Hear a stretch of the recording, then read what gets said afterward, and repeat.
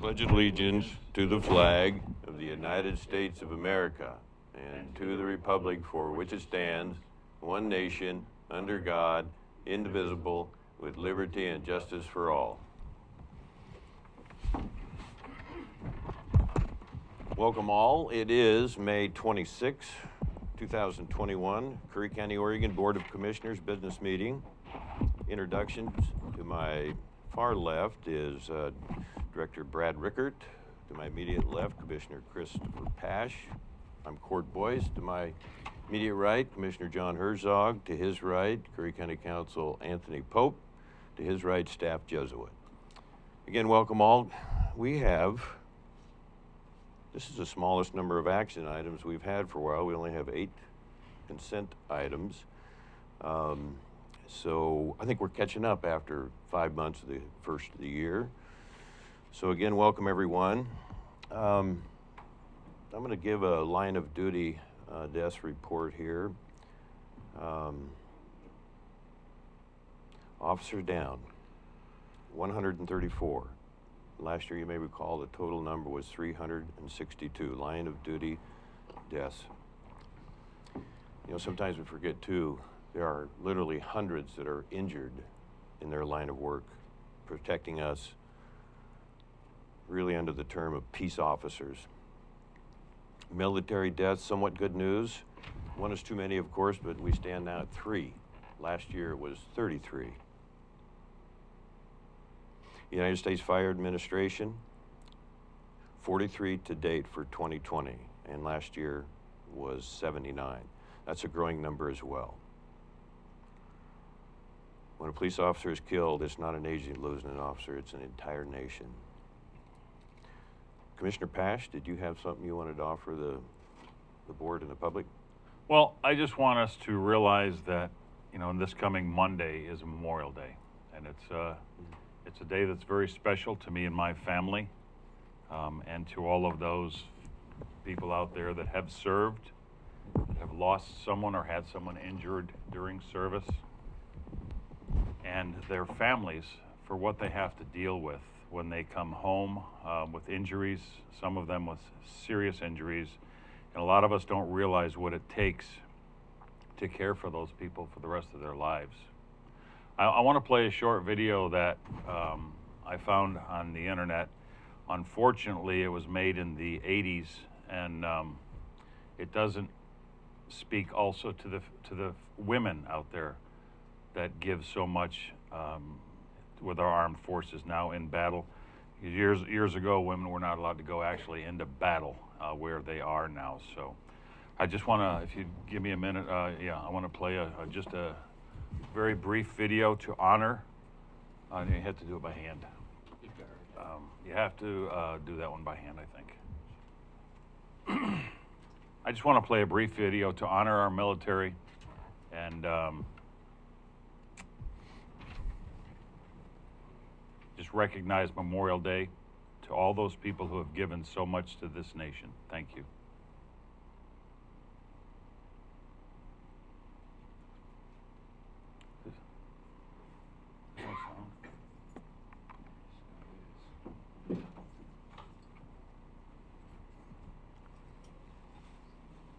Can we start it again, please? Thank you, Eric. Turn it up some more. Yeah, let's see.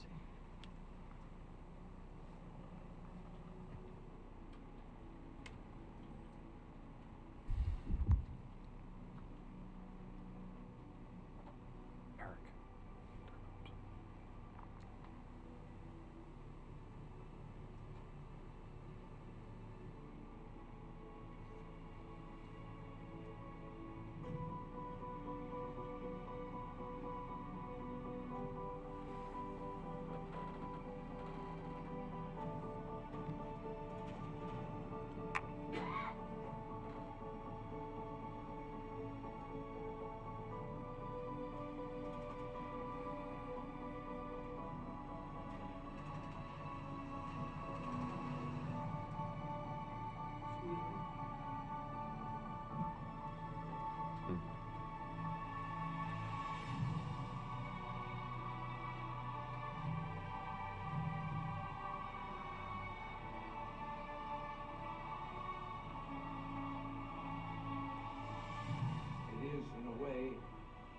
odd thing to honor those who died in defense of our country, in defense of us in wars far away.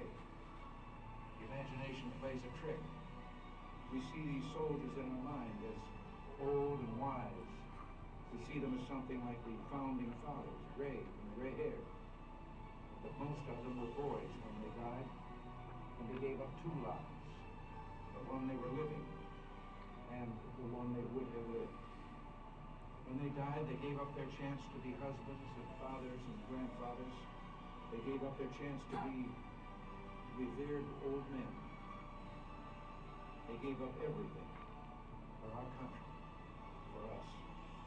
We owe them a debt we can never repay. All we can do is remember them, what they did, and why they had to be brave for us.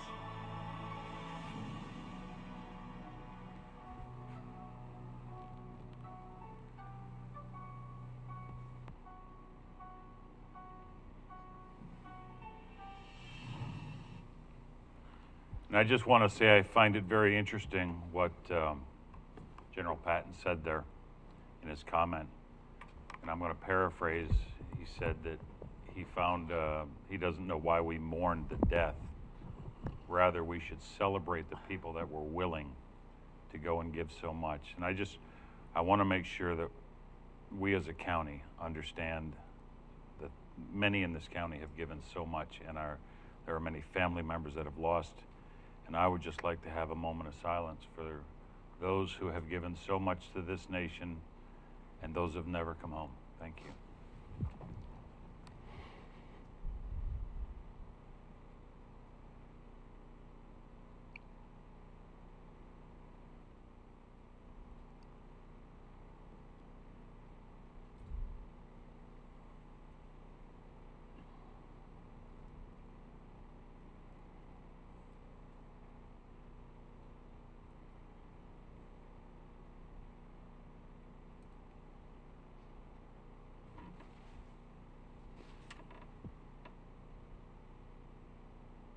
Thank you, Commissioner Pash. Mr. Chair, if I could, one more Certainly. thing. I would like to ask everyone out there that's listening, we're getting an echo in here now, Yeah, too. we are.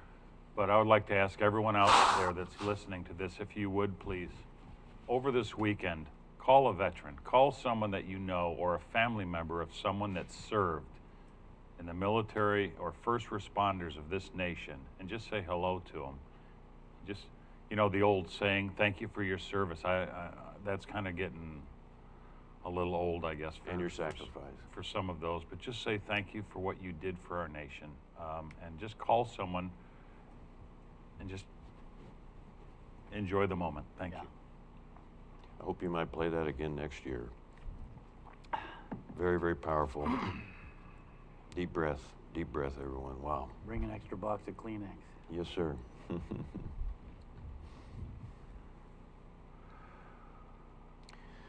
So I'll give a real quick COVID pandemic report. Somewhat good news. Curry County continues to be at the moderate, under the sector risk level guidance from OHA. New data just came out this week showing Curry County a 14-day count of new COVID-19 cases at 12,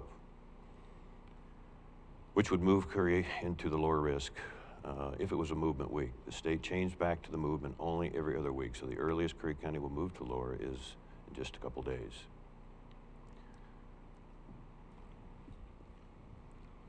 Come a long way in the last 3 months. We were even talking a couple of months ago about doing virtual meetings, and so as we approach the visitor season, we try and recover. What a time to go into the summer and look to our neighbors, look to the people that we work with, and just offer every bit of support that we possibly can. So that's good news. Commissioner Pash, thank you again for the moment of silence and that tremendous video. Amenda Approval Board. Commissioner Pash. I would like to move 12A back up to 7B. I think it was originally 7A or 7B. I don't recall, but I know that Assessor Colin's time is valuable, and I know that our treasurer and Ms. Madison want to do that presentation, and Their time is going to be valuable as well, so I'd like to get that moved back up to 7A1 or A, however you want to mark that, but back up to the beginning of the 7. Commissioner Herzog? I'd like, oh, hello? It's weird today. Anyway, if we could add on the South Coast Parks and Recs District discussion? We need to have a discussion on Commissioner Pash's request there. Oh, okay, we gotta That's do okay. that first. I'm sorry. I wanted to hear from the elected officials first, and we have a workshop today. There's no urgency here. I'm anxious to hear what Treasurer Barnes and Economic Coordinator Madison have in store. But my feeling on that is we need to hear from the elected people first, and I think we have 20 or 30 minutes to do that this afternoon.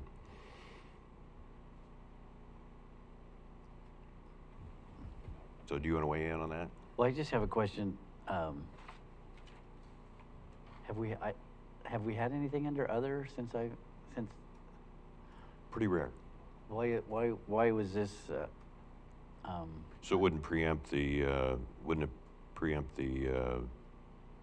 request of the elected officials to weigh in. Still got an echo. Nope, he found it. It's a TV. Okay. Got it. so is, I guess I'm not understanding, preempt the elected officials. Which is a workshop. I wanted to hear from them first. I think that's a good approach from the board. So is 12 gonna be after the workshop? No, would it be? I would pull it till June 9th. That was in the AR agenda routing slip that I recommended. So that's my request, is to pull it until then. Pending on what we hear from our elected officials today. You'll be recognized at public comment, Mr. Barnes. So, yes? I just, again, it's just information for us. Ms. Madison and Treasurer Barnes are going to give us some information, and then the other electeds can do that in workshop, and then we can bring it back for the next meeting to do whatever we're going to do. But I would like to hear the presentation, and again, I think their time is as valuable as is Mr. Colin's, so I'd like to see it brought back up to 7A1. It's actually, it actually is set up as an action item where we have to vote for a resolution to form a committee, and I'm not ready to do that today. One commissioner.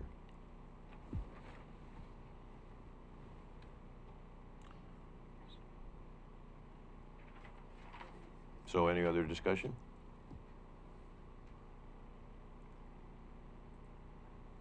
So what are we gonna do with it?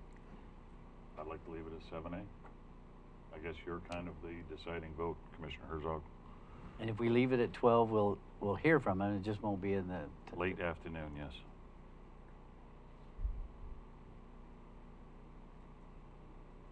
And I'm okay with that. Late afternoon. So it stays as is on the agenda? I think, yeah, after the workshop, isn't something in the workshop? Yeah, it's the first item.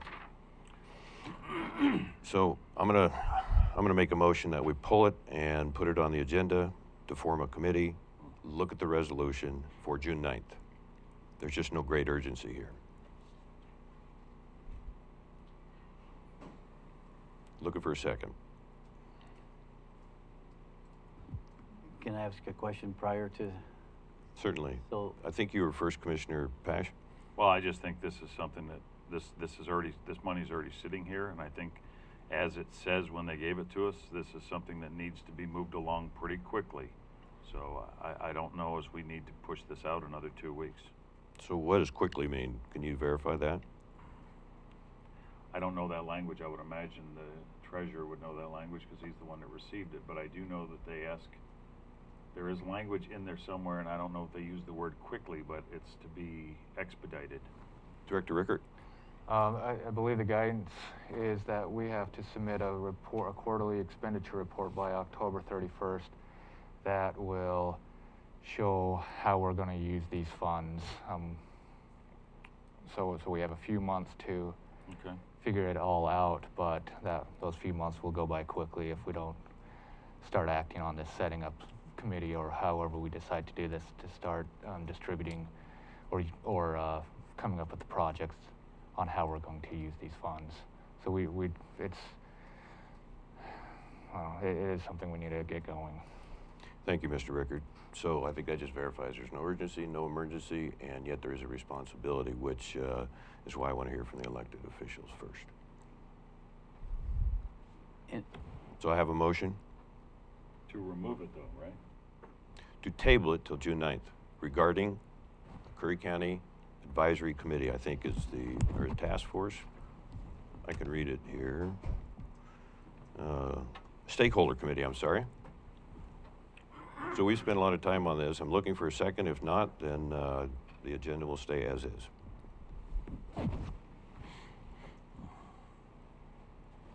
No second on that motion. So the only thing I have is pulling the, oh, did you have well, anything? I was Commissioner? just I'm sorry. I'd say let's just leave it where it is. I don't see any problem in listening to something today. I mean, we're not gonna make I know there's $2.2 million that the county has received in our bank account and I say let's listen to 12A when we get there. Okay, so it's, okay, I think I agree with that then, so we can move forward. Any further discussion on that? Commissioner Herzog, do you have any agenda amendments? I did, I'm sorry for jumping in there too That's soon. okay. So South Coast Parks and Recs District discussion.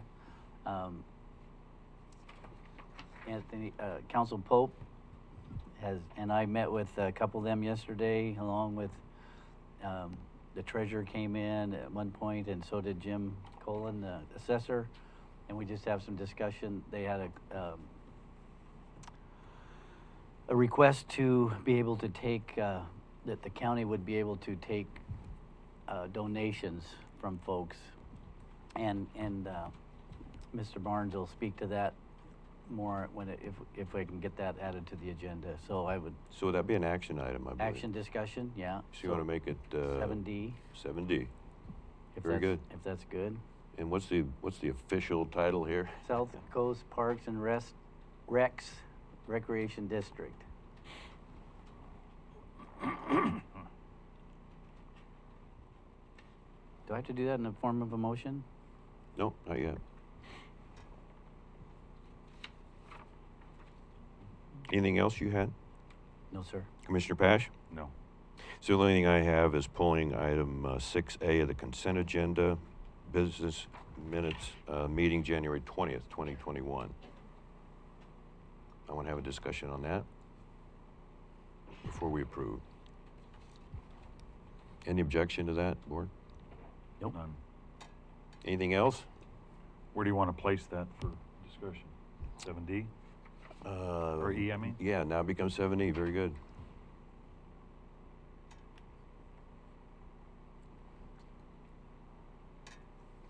Looking for a motion. Good work. Move to approve the agenda as amended. Second? Further discussion, amendments, changes?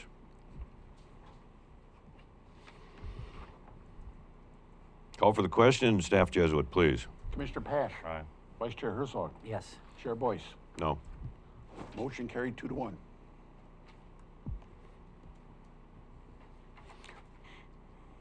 Public comment period. First we have Gordon Clay. Welcome, Gordon.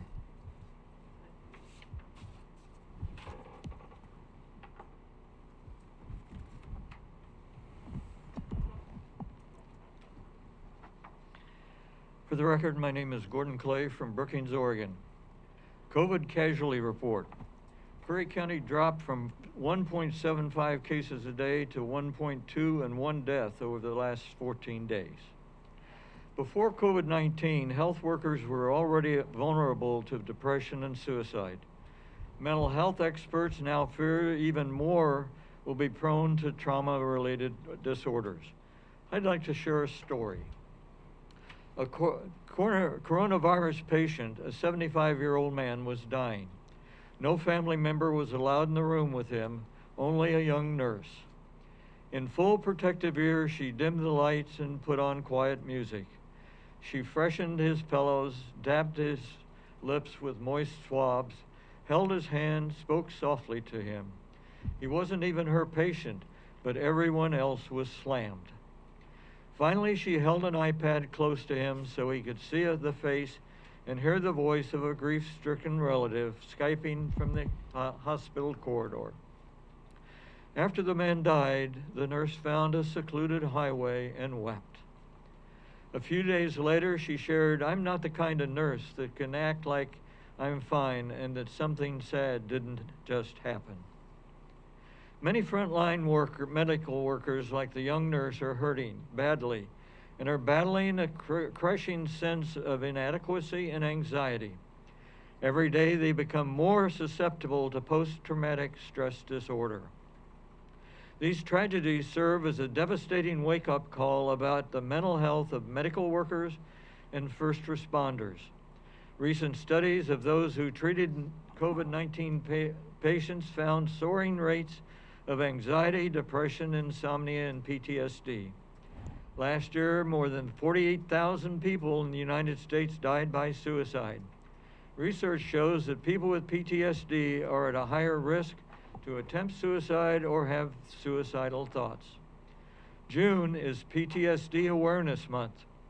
It is especially important during this pandemic to minimize the stigma about talking about PTSD and mental health and become aware of the warning signs for mental illness, anxiety, depression, suicide, youth suicide, abuse or domestic violence, and drug or alcohol abuse.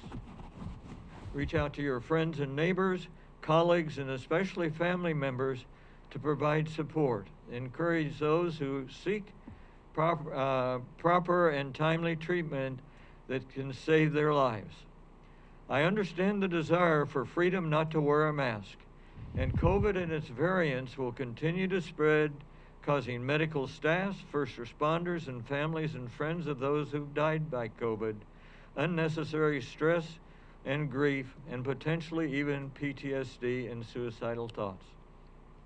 So to those who haven't gotten their vaccination yet, get it, so that all of us that are left can get through this pandemic alive and together. And I'd like to add one thing to your video that you saw this morning.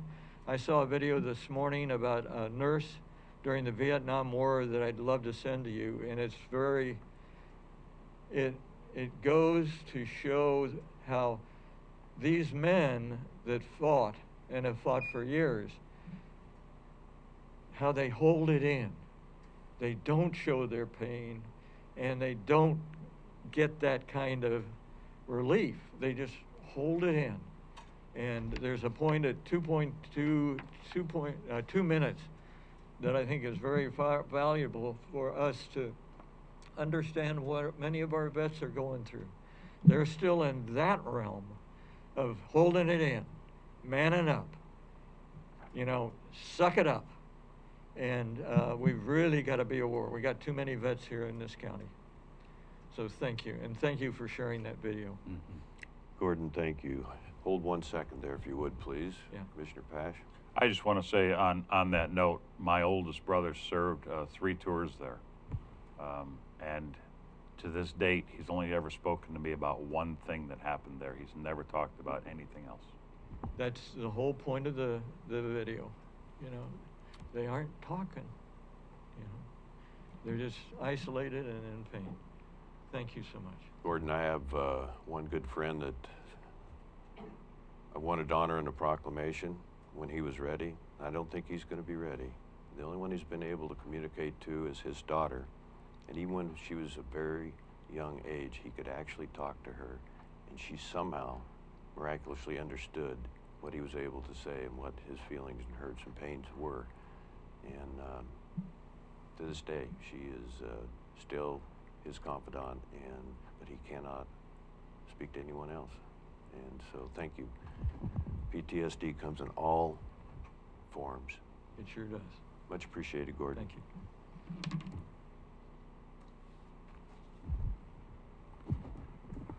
Ms. Ann Velisis, welcome. North County is well represented. Thank you. It's good to see you all here. My name is Ann Velisis, and I live at 608 Oregon Street, and I'm here this morning representing the Kalmiopsis Audubon Society, which has about 400 members in Curry County. So I'm really glad to be back and see you all here. It seems like I was coming for quite a while and seeing you often when we were working on the Flores Lake issue. I'm here because I wanted to talk to you briefly about a different matter today. There's been press recently about a bill that's related to protecting the North Fork Smith River, and there's been, quotes in the press from Commissioner Boyce supporting it. But I also wanted to remind you of another bill that's related to public lands that's also related to our local area, which is called the Southwest Oregon Watershed and Salmon Protection Act. This, Would you mind repeating that? yes, the Southwest Oregon Watershed and Salmon Protection Act. Thank you. Sometimes we call it SAUSPA. And this bill, it's a little bit older. These things kind of came in, this one came up earlier, actually starting in 2013. And it would protect the headwaters of Hunter Creek and Pistol River, the headwaters of the Illinois over at Rough and Ready Creek, and the headwaters of the North Fork Smith also from the threat of strip mining. And this had a tremendous amount of local public support. Because it was Hunter Creek, of course, so many people live downstream. You guys all know Dave Lacey. He was up, he was really worried about it. He got petitions of over 100 people in that area that didn't want it.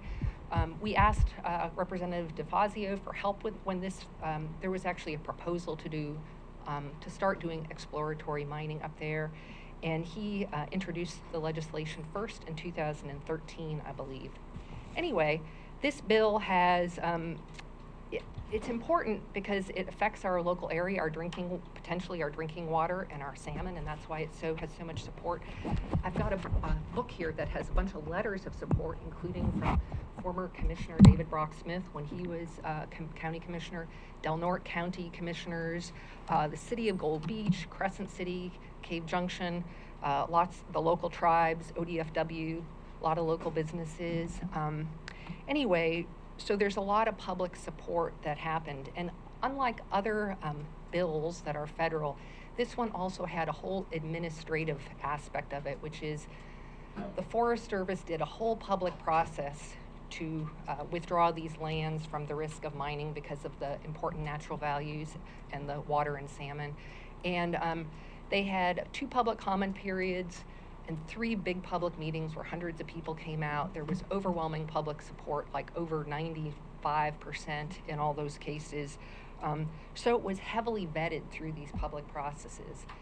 Then, even more so, we of course live in a very partisan time. After that was passed during the Trump administration, Mr. Bishop, who's a representative in Utah, who has concerns about public lands, asked for a review of this. And under the Trump administration, there was a review of the administrative part of this, and it was deemed, it was reviewed and no problem. So anyway, that's some background on it. This bill has been introduced by Congressman DeFazio again this year, and also by our senators. And I just wanted to remind you about it, that it has so much public local support. And I believe Mr. Boyce and Pash, when you guys were first elected the first time, that people asked you if you would to support it, and I believe that you said you would. So I hope that you guys will continue to support this. And if you have any further questions about it, I'd love to come and talk to you and tell you more, because I've only been able to tell you the little bits of it. So, yes. I did not know DeFazio was involved in that. Do you have a bill number? It's got to be a House bill then. The House bill actually this year. Just send it to me if you. Yeah, I will be if happy. you I want. don't remember the number off the top of my head. And that's fine. I don't either, and I should have. Well, but we can get it on our website and let the public know. And thank you very much. And as I said, these are places that are near and dear. There are backyard places. Some of them are wild and scenic rivers that have national significance. Some of them are just the places people like to go and drive and wander around. And I should just underscore too that this bill, which is about mining, which would make the mining withdrawal permanent. It has nothing to do with public access. It allows public access. It encourages, I mean, there's nothing about public access. Some people always worry that any public lands bill will affect that. This bill would actually secure it more because it's, if there were to be strip mining developed in these areas, that's when there would be closures of these places that people really cherish and use. So anyway, thank you. Also, Ann, the metals that they're looking for aren't even strategic in the national defense realm. So that I think that's part quite a of it, consideration. too. And Yeah. another thing that I know former Commissioner, now Representative Smith, found to be compelling is that in our region, with so much rain, it's hard to do that kind of mining safely because there's been many examples of tailings ponds failures and such. You know, you hate to say put it somewhere else, but you know, there's a reason why there's a lot of mining in Nevada because there's not rain. And here we get so much, you know, it just makes things riskier. And the laws that govern this are not as careful as you'd hope because we're still operating under the mining law of 1872, which is, you know, it's old, of course, and out of date. So anyway, thank you very much for your time. Thank you. Thanks again. And again, if you have any questions, please be in touch. Maybe I will mail this to Commissioner Boyce. Thank you. Next is David Barnes. Are you speaking as a treasurer or private citizen, sir? Right now, I'm speaking as a private citizen. Thank you. David Barnes. I wanted to comment, I don't remember the number, but an item on the agenda. I've been reading the last week or so about different states and places giving a bonus to people to get them to come off of unemployment and go back to work. And it might just be me, but to me, this sends the absolutely wrong message. This is like giving a kid chocolate cake and to bribe him to go do his homework. It's just wrong-headed to me. You don't give people incentive to do the right thing. It goes against everything that I think. Later on today, as the treasurer, when we, in the workshop, we're going to talk about ARP money. And one of the things that I would like to, that I think is that rather than paying people to go back to work, I'd like to see us use some of the ARP money to pay people who've already been at work. You know, we have grocery store workers who've worked through this whole thing, and they've been serving the people who've been out collecting unemployment this whole time. None of them have collected anything. You know, I'd like to see us give some ARP money back to the people who work in retail, who work in stores, who work in our businesses, in our hospitals, in our doctor's office. You know, even if it's not a lot of money, it's still a gesture on our part, and it shows that we appreciate these people for what they've done, you know, for coming to work every day. As I said when I started, I think that supporting an idea that rewards bad behavior, or not necessarily bad behavior, but that rewards this kind of behavior that to get people off, I don't think it's the right idea, and I would hope that this committee wouldn't support it. I understand where it's coming from and the purpose of it. I saw yesterday somebody showed me pictures of a Walmart up in Coos Bay that has stuff stacked in the aisles because they can't find people to come in and to restock the shelves for them. And I understand that, and it's a big problem that we're facing right now that has been caused by giving out this free money to people. But I don't think that giving more free money to them is the answer to the problem. And I just, as a private citizen, I would just ask you to seriously consider this and the message that it sends by rewarding this behavior. So, and that's all I had to say right now. Thank you. Thank you, Connie Hunter. Welcome.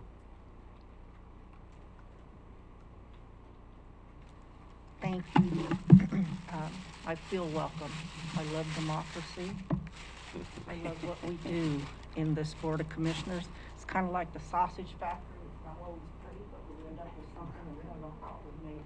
I'm going to ask you a favor, Council Pope.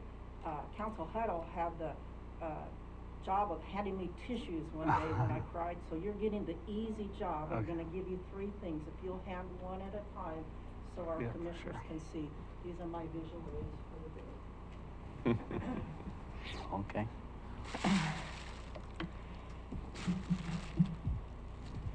I'm Connie Hunter. I live at 1310 English Court in Brookings, Oregon. And First of all, I wanted to thank you commissioners for proclaiming 2021 as the year of veterans, service members, and their families, including families of the fallen. May is also Mental Health Awareness Month, so I want to share a few things with you. May 1st, my nephew, Sergeant John Kyle Daggett, who is an Army Ranger, sustained wounds in a firefight in Iraq. May 15th, Kyle died on his way home from Germany. They stopped his plane in Nova Scotia, and he died at a naval hospital there from the wounds sustained in that firefight.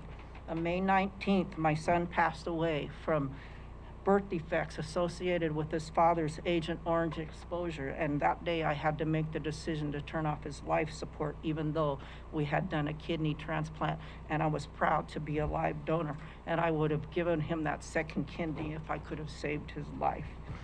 Memorial Day, we still have a family member, MIA in Vietnam, Buddy Miller, U.S. Air Force. His plane went down, and they haven't found him or his plane. Also at the end of the month, last year, I had 4 family members die in a car crash, age 35, age 16, age 5, and age 3. Niece, grandniece, and nephews. So Mental Health Awareness Month, I'm still standing because of people investing in me, supportive services, and while attending the Compassionate Friends and talking about having to make the hard decision of turning off my son's life support, a Gold Star mother spoke up, and she spoke. Her son was still MIA in Vietnam, and she said, at least you could have been there. I could not be there for my son, and that is something that she regretted, not being able to be there. So it changed my perspective. Her light at the end of the tunnel became my light at the end of the tunnel. She showed me how to navigate. My nephew, Army Ranger Sergeant John Kyle Daggett, volunteered at a senior residential facility while he was serving in the Army in Iraq. We have a history of volunteerism in my family.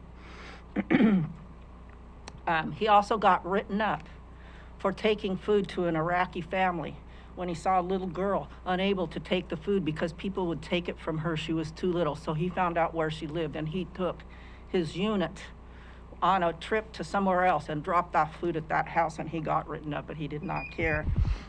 This is going to go on a little longer. I ask for your Certainly. Thank you. You're always awesome that way.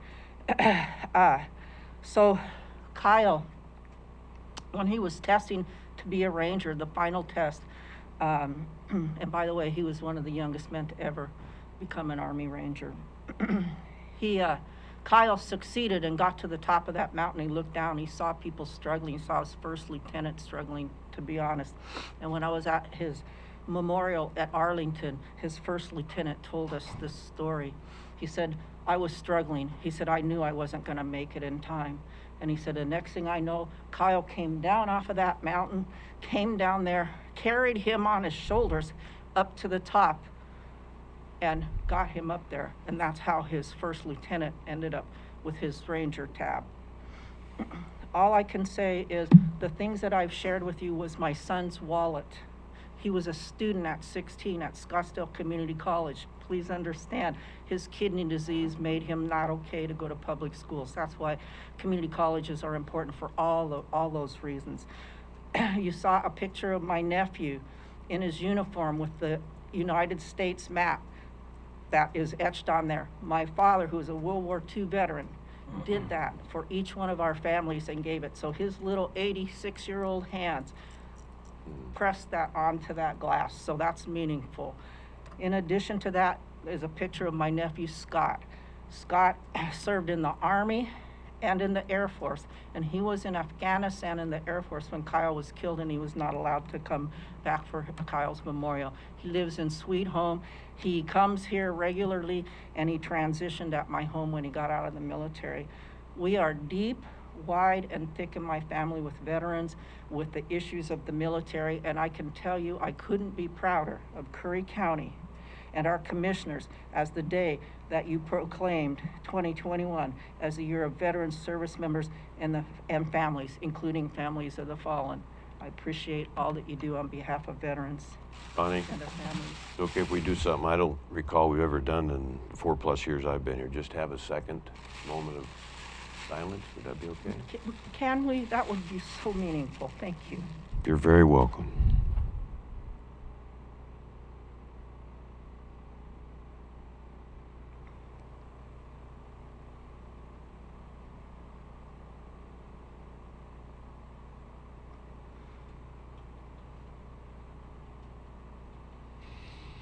Thank you, Board. So we also have South County, very well represented, Ann. I'm going to pick up my Thank seat. you. Thank you all.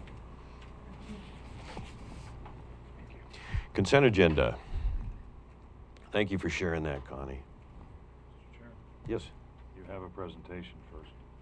excuse me. HR Swift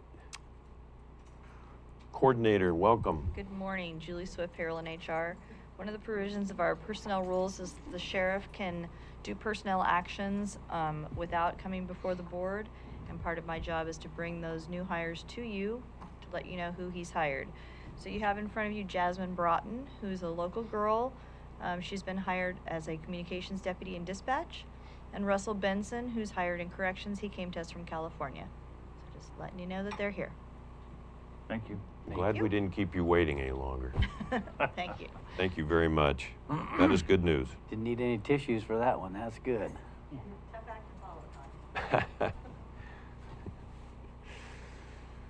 So item 6 on the agenda, we're going to skip 6A for now. 6B, minutes special meeting, May 6, 2021.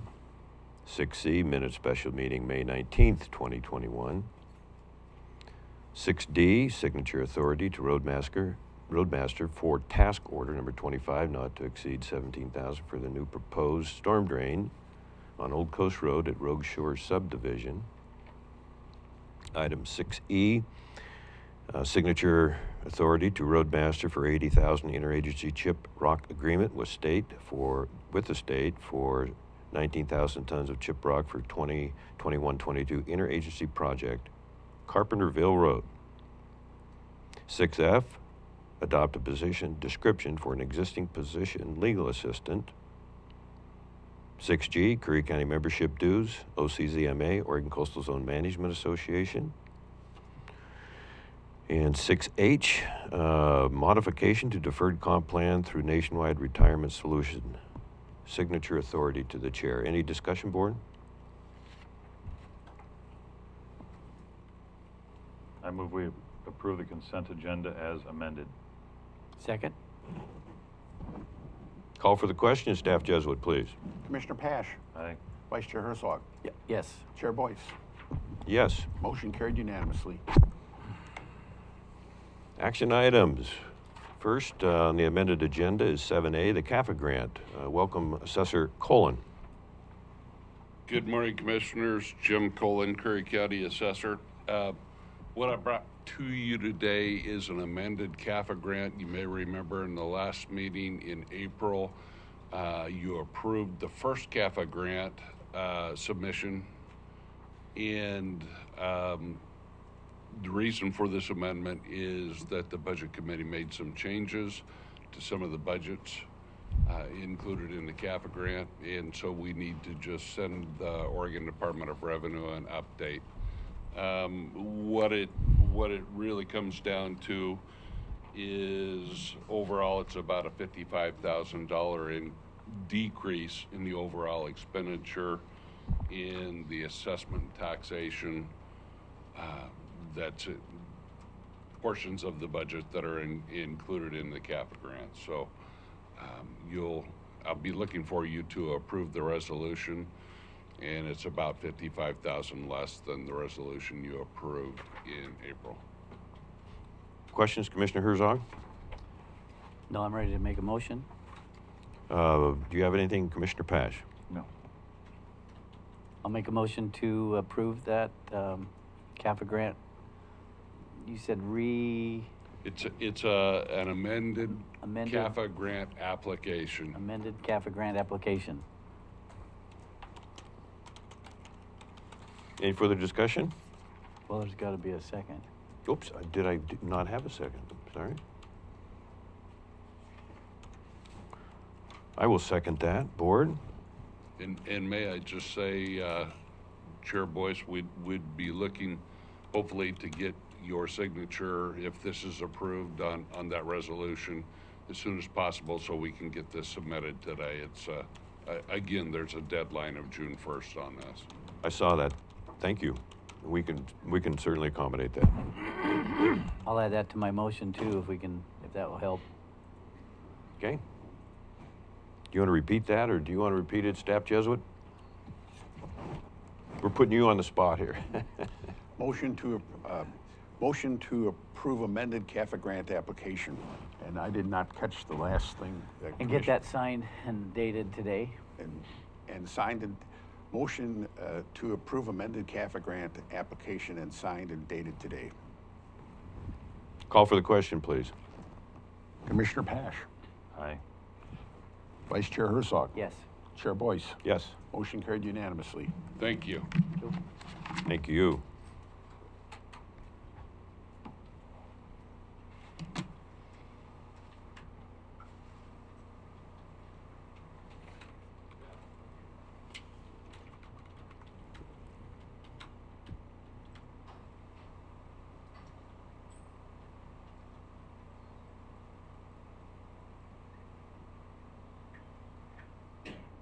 Next is 7B, support request for Coal Rivers Fish Hatchery repairs and modernization.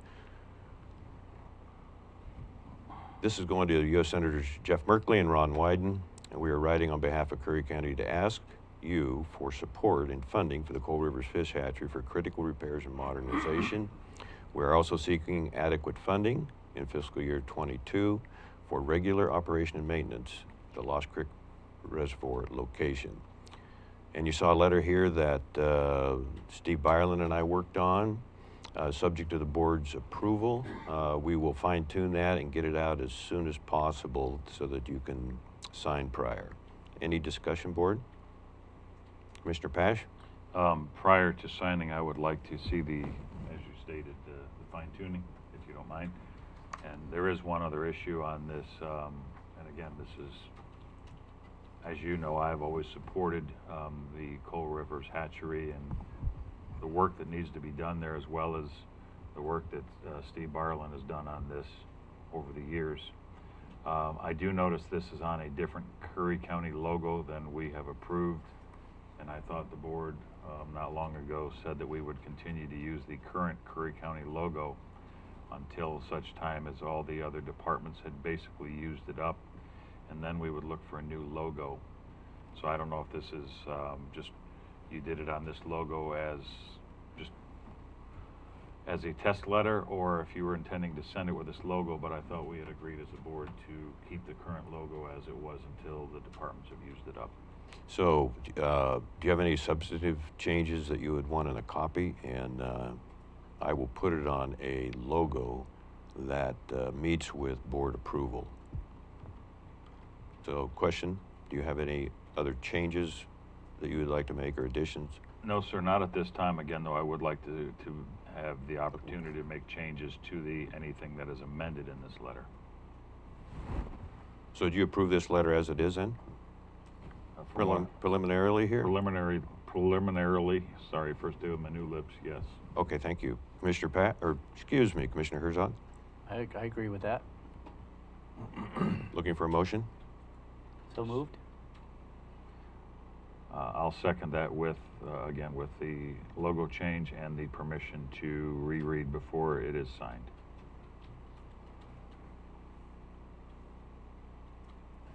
Good work, Mr. Byerland. We hassled with this letter back and forth. Call for the question. Commissioner Pash. Aye. Vice Chair Herzog. Yes. Chair Boyce. Yes. Motion carried unanimously. Okay, item 7C, request to Governor Brown to send the legislature the bonus information for employees who decide to return to work. You have in your packet there, board, information on 3 different counties. Let's see, I have some notes here.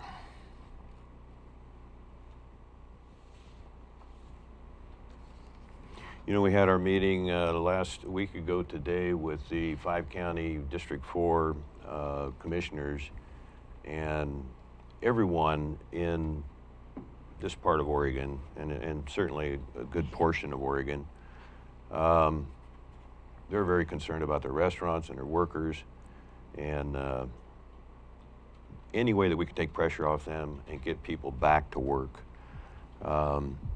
And you know, we heard comments earlier that this is the wrong message, and I disagree with that. It's been very successful in several other counties. There's actually 21 states, I'm sorry, there's actually 21 other states that are considering this. It has been successful in Arizona, Connecticut, excuse me, and I'm drawing a blank here. Montana started it, and they have different amounts that they're looking at. One note I would make for Arizona is additionally, individuals must first complete 10 weeks of work with a new employer to qualify. While this requirement is undoubtedly in place to reduce individuals from gaming the system, it also means that Arizonans will have to wait at least 2.5 months and probably longer until they actually receive the bonus. I'd say that's a pretty good incentive. It's saying we appreciate you work. In Montana, one quick note here, workers will need to work for 4 weeks before being eligible for the bonus. Connecticut, this is the latest tool in our toolbox to maximize our state's recovery from the coronavirus pandemic. The states are getting a lot of money right now, which is separate from the American Rescue Plan funding. My wish to the board is I just give you data here to review, and I would really appreciate if the board gives serious consideration to sending a message out to the governor, to everybody that is desperately trying to find employees. You heard her testimony earlier today in this meeting. Any way that we can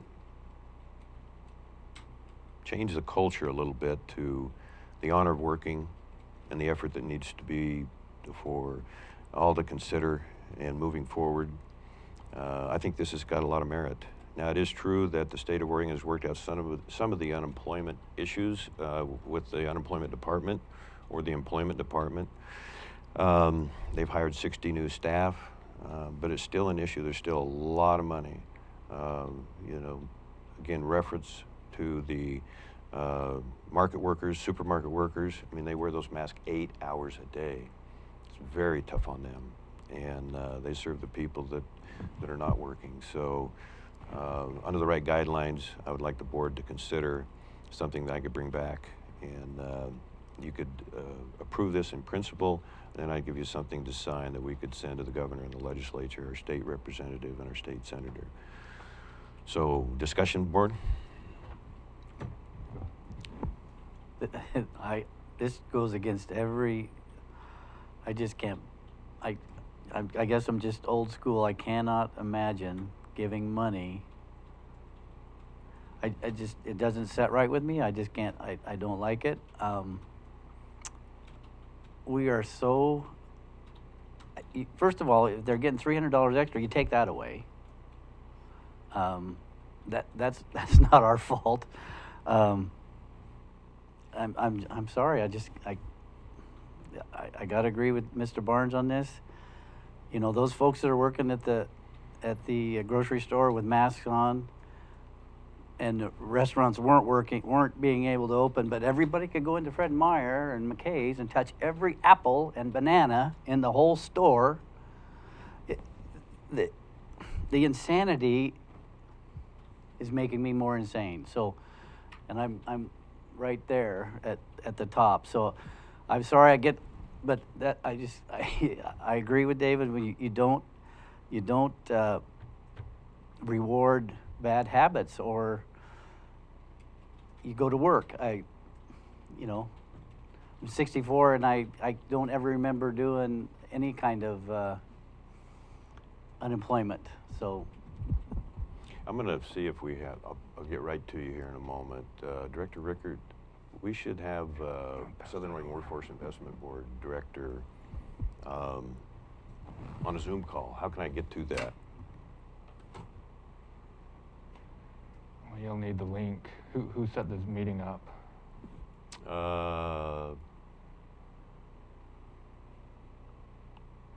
Coordinator, Assistant Coordinator Madison and John, excuse me, you weren't here yesterday. Okay. So it's a go-to meeting? Well, I'll be darned. Yeah, I don't know. I can get it on my email, but he's probably waiting to try and get in here. Wow. While you're doing that, can I make my comments on this? Yes. I see this as an action item and a discussion action item, and I echo a lot of the sentiments of Commissioner Herzog.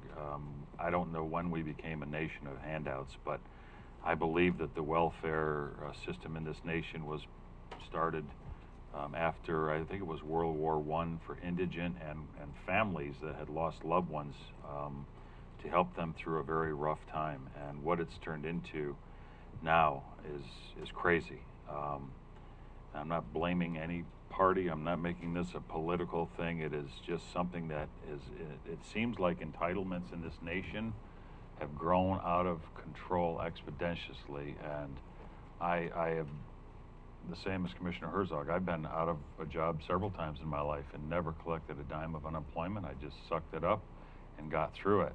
I was at a restaurant the other day. They had big on their billboard out front, please come in. We need cooks, waitresses, and cleaning staff.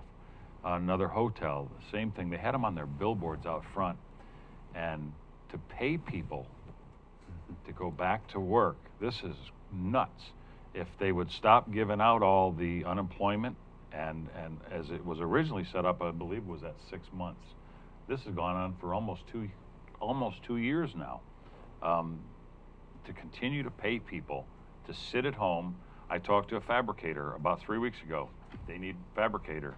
And he said he couldn't find one because the guy that he talked to that he thought would want the job said, I'm making more money sitting at home doing nothing and being with my family than I could having to come to work and put up with that. So I'm going to stay home as long as I can. And this is what our nation is turning into.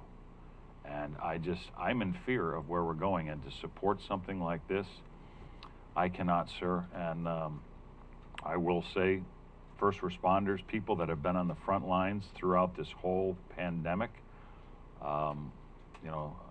people in restaurants and stores, our hospitals, our fire departments, our police, these people have had to do it. They didn't ask to do it. They had to do it out of moral want and serving their communities. These are the people that should be being paid a bonus, not people that want to sit at home and suck the system dry and wait for the next handout. So I'm sorry for being rather crude about that, but those are my thoughts. Thank you. So it's been very successful in other states. I give you some information there. People are hurting. Okay, there's a disincentive to work. I understand, but getting them back into the workforce is a top priority. We're fighting an uphill battle on the $300 a month or whatever the amount was. Well-intentioned, bad business. You know, when you go to the corporate level, if you have somebody that's willing to perform and produce and wants to get there early and leave late, the bonus system is something that is an incentive to work hard, taking the pressure off our businesses that need help is what is behind this principle. I echo everything that you both. We're trying to get Kyle Stevens. I think he's trying to come in on the meeting that you set up. I'm not sure what happened, Riz. No, sir, it's 10 o'clock as well. Okay, thank you. So if it'll work and it'll bring long-term benefits and change our state from where we are right now to where we continue the process that you both are concerned about and expressing distaste for, concern for. I think it has a message to our people that we are trying to find something that will benefit them in the long run, and again, help them get employees back into their program, especially as we approach the visitor season. Thank you, Miranda. I made him a presenter just in case he needs to show anything. So he should be on one now. Let's see if we can get him on before you leave. I am here. Sorry to have to do it from a phone. Good morning, commissioners. Kyle, Morning. were you able? Fortitude State budget meeting going on my computer right now, so I took this one on the cell phone. We're glad to have you turn in. So tune in? Are you? Did you hear any part of our presentation, discussion? Nope, I was in the dark until about 20 seconds ago. Well, a lot has changed actually since I submitted this 5 days ago, but the word is, and you can correct me if I'm wrong on this, that the employment office and program department in the state has been boosted a little bit, so they're making it harder, more difficult for people to be on unemployment and still without searching honestly for work and still getting benefits. So that's one thing. Sure. I'm following the Montana, the Arizona, and the Connecticut program where they're actually saying after a certain amount of time you get a bonus if you jump right in and roll up your sleeves. And so I'm not getting a lot of support on that here today, but my intent was to send a message to the governor and the people that work here and are available in Curry County and the people that need employees. So I talked to you yesterday, I believe it was, and glad you could join us, and you might have some comments on filling the gaps that are really pervasive within our system and the lack of workers. Sure. So I know there is, at a state legislative level, there is a proposal that was similar to the one that you had talked about that was a bonus to employees and employers. I don't know if it's getting traction. I saw some emails around it yesterday.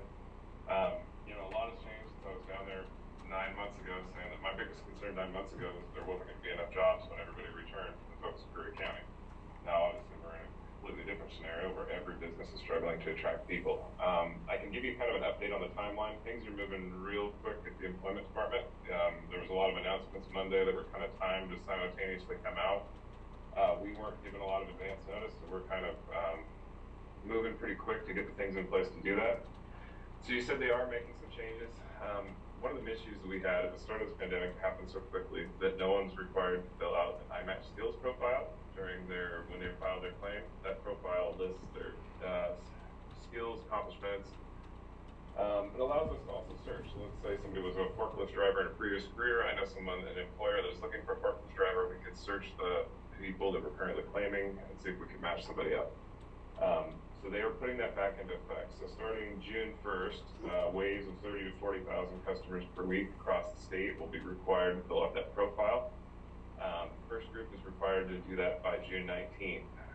If they miss those deadlines, they will no longer be able to receive benefits, so there will be a pause. And we'll get to the issues that are kind of associated with that at the end of this. But on top of that, we will also then have to require people to start doing a welcome. So our offices, here in the next couple weeks, we've always been open to appointments. That's going to move to appointment only, one-on-ones, and then starting July 6th, the lobby will be open to kind of help customers assist us. And then all claimants that are currently on UI will have to complete a welcome process. Sorry, I'm reading off screen while I'm doing this. It looks like that'll start July 2nd, with our notices going on the 11th, and they will be required to finish those welcome processes by July 31st. So this should hopefully start to kick some people loose. It should make it a little tougher. I think there's a lot of people that are just not participating in the workforce that are also not collecting unemployment benefits. But I know that these letters, when you look at what that looks like in Curry County, it went out to 1,332 people associated with that Brookings office. So if that gives you an idea of not necessarily 1,332 that are claiming, week after week, but have claims somewhere in the last month or so that are considered active. There's a good portion of those that will have exhausted all their options in September. We were looking at September as it was going to be kind of that wave date where there's really not a way to get in front of it. And so we were trying to address any way we can. We're hoping that this will shake some folks loose in kind of stages. The downside to this is that if you try to think of 1,332 people doing a welcome process, or maybe they didn't catch the email, they didn't go in and do their IMAX skills profile, they suddenly find themselves not receiving benefits 1 week, they're going to start calling and they're going to clog the phone lines. And we're not in a position where we're caught back up. And when I say us, I'm speaking for our partners in the employment department. They're not in front of it enough that it's not going to take a substantial call volume that you'll probably start hearing in the community again, kind of a backlog, a wait to get in, difficulty finding appointments. I think the current response time right now for a question regarding your unemployment claims is 12 to 13 days before they get a turnaround. So when you throw another 190,000 people with questions into that system over the next couple months, I would say we should probably prepare for a little bit of feedback in the community that process is difficult. So we're kind of doing everything we can to address that. We're seeing who we can pull back from our side of the contracted staff to kind of support the phone lines. But this was kind of a surprise for us Monday. We knew there were some changes coming. We didn't know we were going to be moving that quick. We spent the last couple of weeks, months working on the opening plan to get approved by the state to open those offices. And we continue to do anything we can to, contact as many job seekers outside of the employment department's efforts through our contractors with Quebec. We also email and text anybody that we know is in the system that could potentially be looking for work. We're advising them that there are programs available that you can complete training while still collecting your unemployment. There are, everyone's hiring, and we are doing the best we can to get them to work. Now it's kind of waiting for this rush and trying to position ourselves that we would be able to handle it. Those surprises you talked Is there about, any- they came Monday, and it did make this process, it looked like the state just was not moving, and we got that surprise. It made this a little bit less critical, in my opinion, on some avenue that we could approach that would make a difference and get the word out. And the other 4 counties are, interested in, they have the same issues that we do, as you well know. So, yeah, it's good to see that the state is moving quicker. And of course, we want to do anything we can to help your cause, and all the training you do, all the work and effort, and just a great program you have. Sure, thank you. And hopefully we'll know here in the next couple of days, we're really trying to do analysis of following your proper safety protocols. How many people could you run through those offices for a one-on-one appointment? But what we do know is if you had to run, 8,000 people through our 3-county area for a one-on-one, whether virtual or in person, I would doubt. We maybe could do 500 a week, and we're going to have to do 8,000 in 4 weeks. So it's going to be difficult. We're entering another challenging phase. The 13. Hopefully the end result is folks start looking for work, especially as school winds down. There's less concerns about some of the child care issues. So you've identified 1,300 people in Curry County that are eligible for work, and you're trying to get them placed. Yeah, along with Quebec. According to the employment department, there was 1,332 that would have been attached to that Brookings office, so that would have been Curry County pretty much down the line, that would have been receiving benefits one time or another, that would have received a letter encouraging them to fill out their IMATCH skills profile, and if they failed to do so, as these waves and gates start to come forward, they would be ineligible to claim benefits until they finish that. But I think the number down there is close to 900 that will have fully exhausted their benefits in September. 3 months. Now, Okay. now what that looks like, what's in addition to that, what percentage is just not claiming benefits but also no longer participating in the workforce, that we don't know yet. Well, Kyle, thank you. Anything, board? No, sir. Great work. Anytime, Commissioners. I appreciate the opportunity. Thanks Have for a great day. tuning in. Okay. Great to see you, as always. So, board, I'm not going to ask for a motion. I think that we've discussed this. And unless you changed your mind last minute.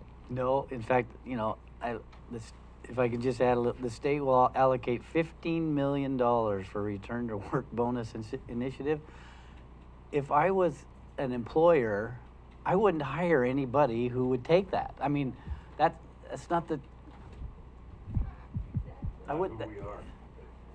If you read- and no disrespect to that gentleman, but they dropped the ball right off the bat. They said, here's unemployment, but you don't have to fill out that thing. So they weren't even trying to be placed during, I mean, there was work still going on during COVID. I worked through it. I missed 1 month, December, and I kind of was sick with COVID anyway, and I'm 64. There's work to be done. You go find it, you work. Do you have another? You got firewood if you have to. Does anybody have another plan that they want to present? No, I'm Okay, on my get 'em off unemployment? soapbox. Any recommendation? Go pick up a one ad and call them people. And South say, Coast "I Lumber." need a job, would you hire me? Yeah. That's the way I did it when I needed a job. I'm sorry, Chair. That's okay. We share some very similar frustrations, and yet the businesses, you just mentioned South Coast. Wow, and that's just one example. Truck drivers, everything, that great demand, and he just identified 1,300 people that we need to get back in the workforce. So it is 10:11. I would like everybody to come back from break at 10:25, please. Thank you. Connie, I need to talk to you.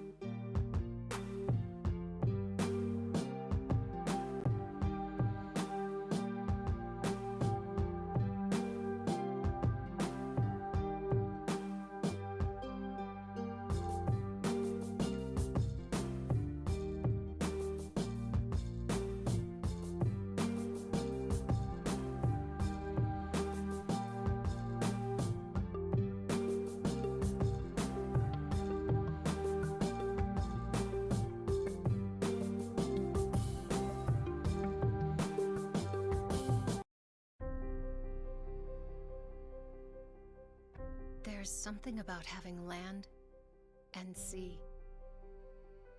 Never having to choose between digging in or looking out. Here, you can go where the spirit or the wind moves you. To the tops of the trees, along secluded beaches, or into more wild and scenic rivers than anywhere else in the western United States. We're the closest place to the sunset while still keeping your feet dry, and a destination where anyone can begin. We share more than we keep, so you can see more than you imagined. This is a place you have to touch, hold, and feel to believe. The entire shoreline of the West Coast's best coast is open to you, and playgrounds made of forests are waiting for you. Escape to Curry County and don't leave anything out.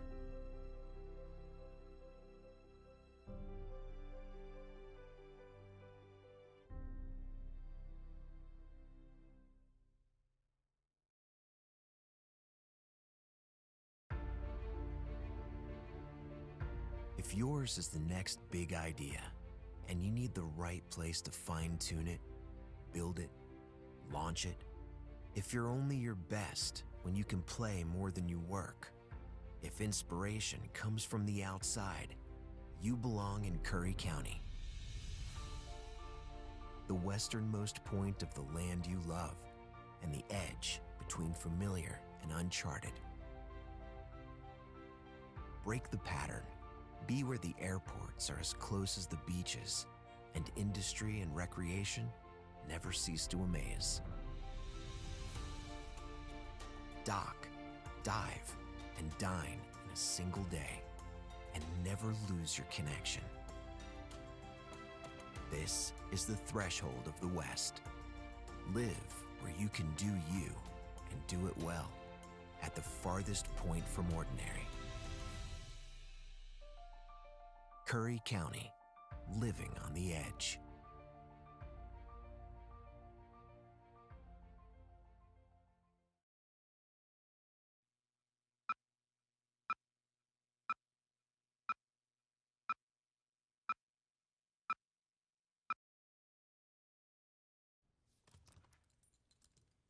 There's a shelter pet who wants to meet you. Meet one today. Visit theshelterpetproject.org. Adopt.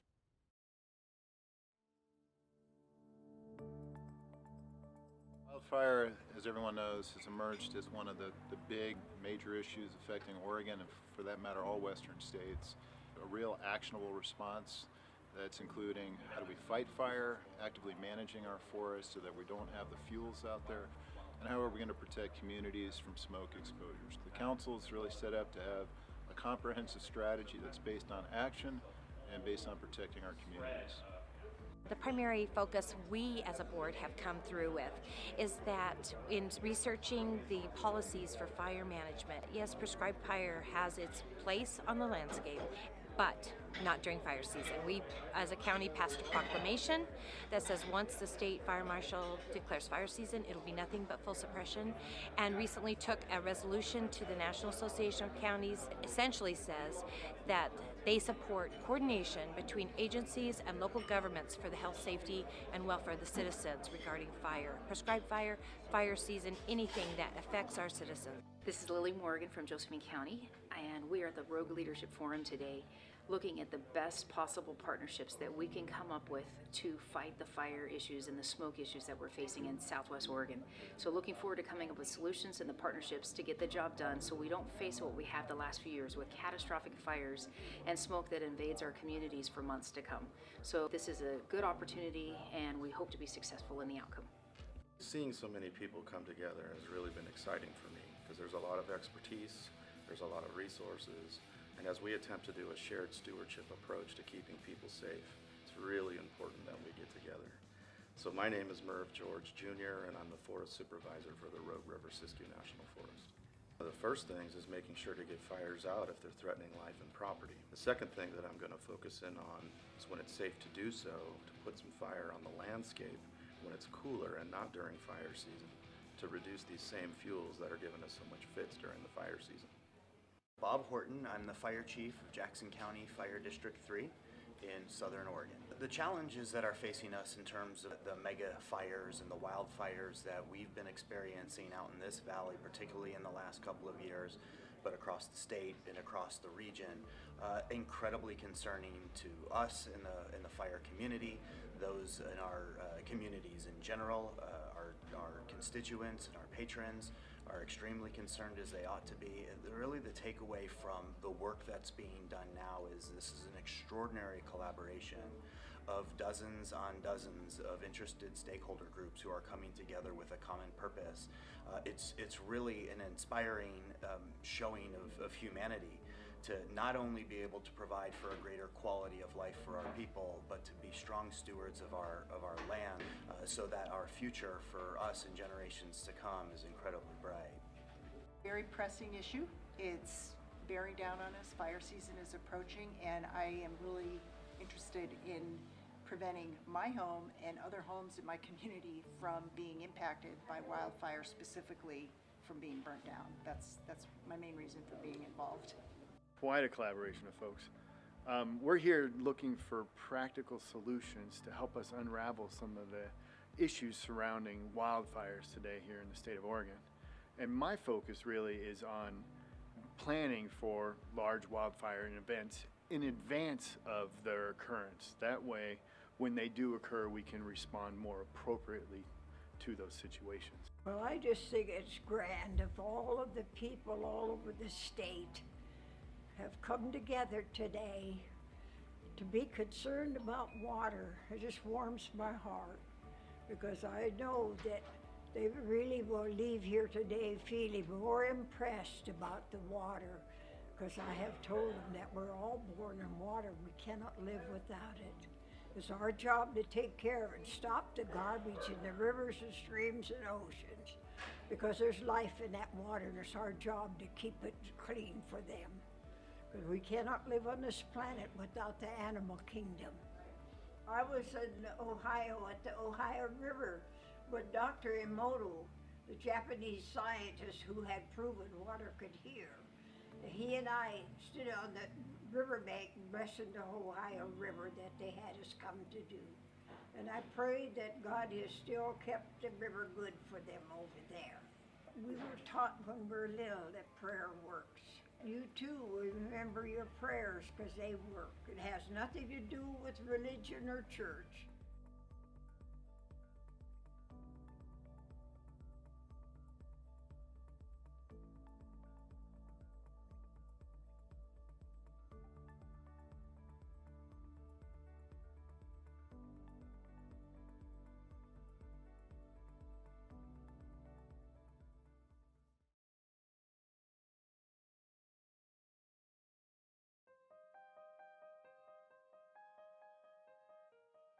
Why do counties matter? Simple. Counties provide the services we all depend on. If you're concerned about crime, get a regular flu shot. Drive to work. Take public transportation. Or experience a natural disaster in your community. Chances are you benefit from county services. That's why counties matter. With America's system of federalism, counties are a key level of government, serving the people directly. So, do you vote? Had a recent hospital stay? Know someone in a nursing home? More reasons why counties matter. There are 3,069 counties across the country, with populations big and small. Most of us live and work in one. Even the nation's capital is considered a county. These county governments ensure that the food you eat in restaurants is safe. They care for the mentally ill, run court systems, build local economies, and operate 911 emergency systems. They manage parks and recreation facilities. And the list goes on. Thing is, counties serve the American people in so many ways, keeping our communities healthy, vibrant, safe, and fiscally sound. That's why counties matter.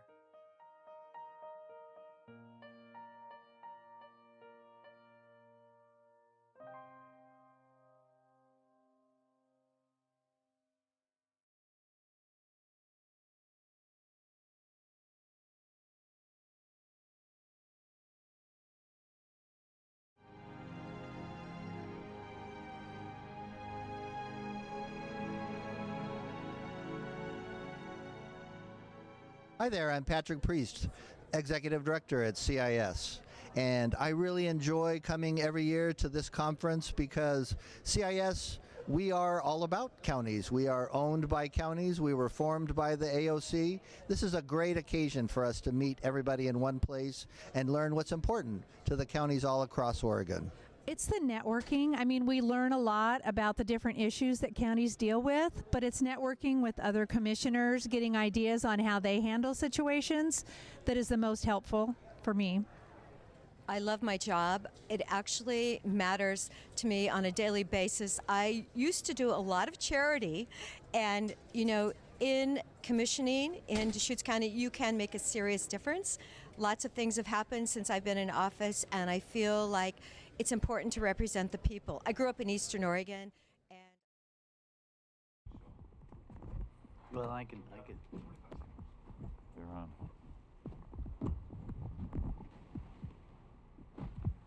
You're on, Commissioner.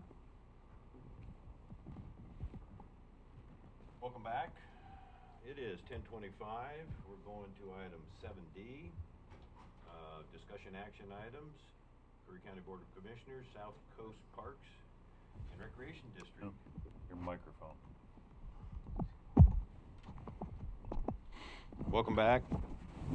Discussion action item 7D, South Coast Parks and Recreation District.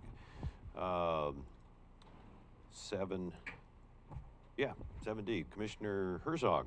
Yeah, so a couple of representatives of South Coast Parks and Recreation District were in my office yesterday, and we worked out some stuff, but they also had a question, and I will defer right now to our county treasurer, and he can enlighten us on their exact Mr. Barnes. ask. David Barnes again. Yes, I'm thankful for being able to be participate in the meeting yesterday with Mr. Herzog and Jay Trost and County Council. And the gist of this is that South County Parks and Rec District is looking to be able to accept donations and other monies before they're established as a, I'm not sure what their current status is, but what we discussed was the county being able to accept money on their behalf, putting it into a special account, creating a GL, putting it into a special account for them, holding it in suspense here. As I get money, I would transfer it over into the treasurer's pool account so that it earns some interest, and keeping a log of the people who make donations in case something happens that this doesn't go through and those donations need to be returned. We went over to the bank and spoke with the people over there. Becky wasn't in, unfortunately, yesterday, and I haven't had a return call from them. But Joyce over there did not seem to think it would be a large issue to have them put on our bank account and just create a stamp for them that says to deposit it and put it into the account for us, and we would be holding the money for them. As the treasurer, I don't have a problem with that. Mr. Pope, when we spoke, I don't believe had a problem with it either, and I think we're here this morning as a matter of a formality to get board approval to do this. I know the board has all been supportive of South Coast Parks and Rec in the last couple of months, and this is just another measure of support to help them really keep going and keep moving forward with things. So. Thank you. Commissioner Herzog. If I could just add a little bit to that, the reasoning is under the Friends of the Brookings Aquatic Center, that was a 501(c), and they could receive these, without any taxation or whatever. Correct. But now, as a Parks and Rec district, that's why they want to, send it to the county, because they don't want to have, they don't want to say, well, send it to Jay Trost or Julianne Layton. The county would be the go-between, and so that's why we're here today. So. Correct. And I recommend that. So. On that. Excuse me. You're fine. Thank you. Everything that you both just communicated, even Reverendson County Council Pope, I think I would recommend a letter of intent that just goes back and forth as you hold that money. It almost sounds like a trust, in a sense. Is that would it possibly be in that category, because you're not going to be spending any of the money until such time as fill in the blank there. A trust is an actual legal entity, which Mr. Pope might be able to describe in greater detail than I can.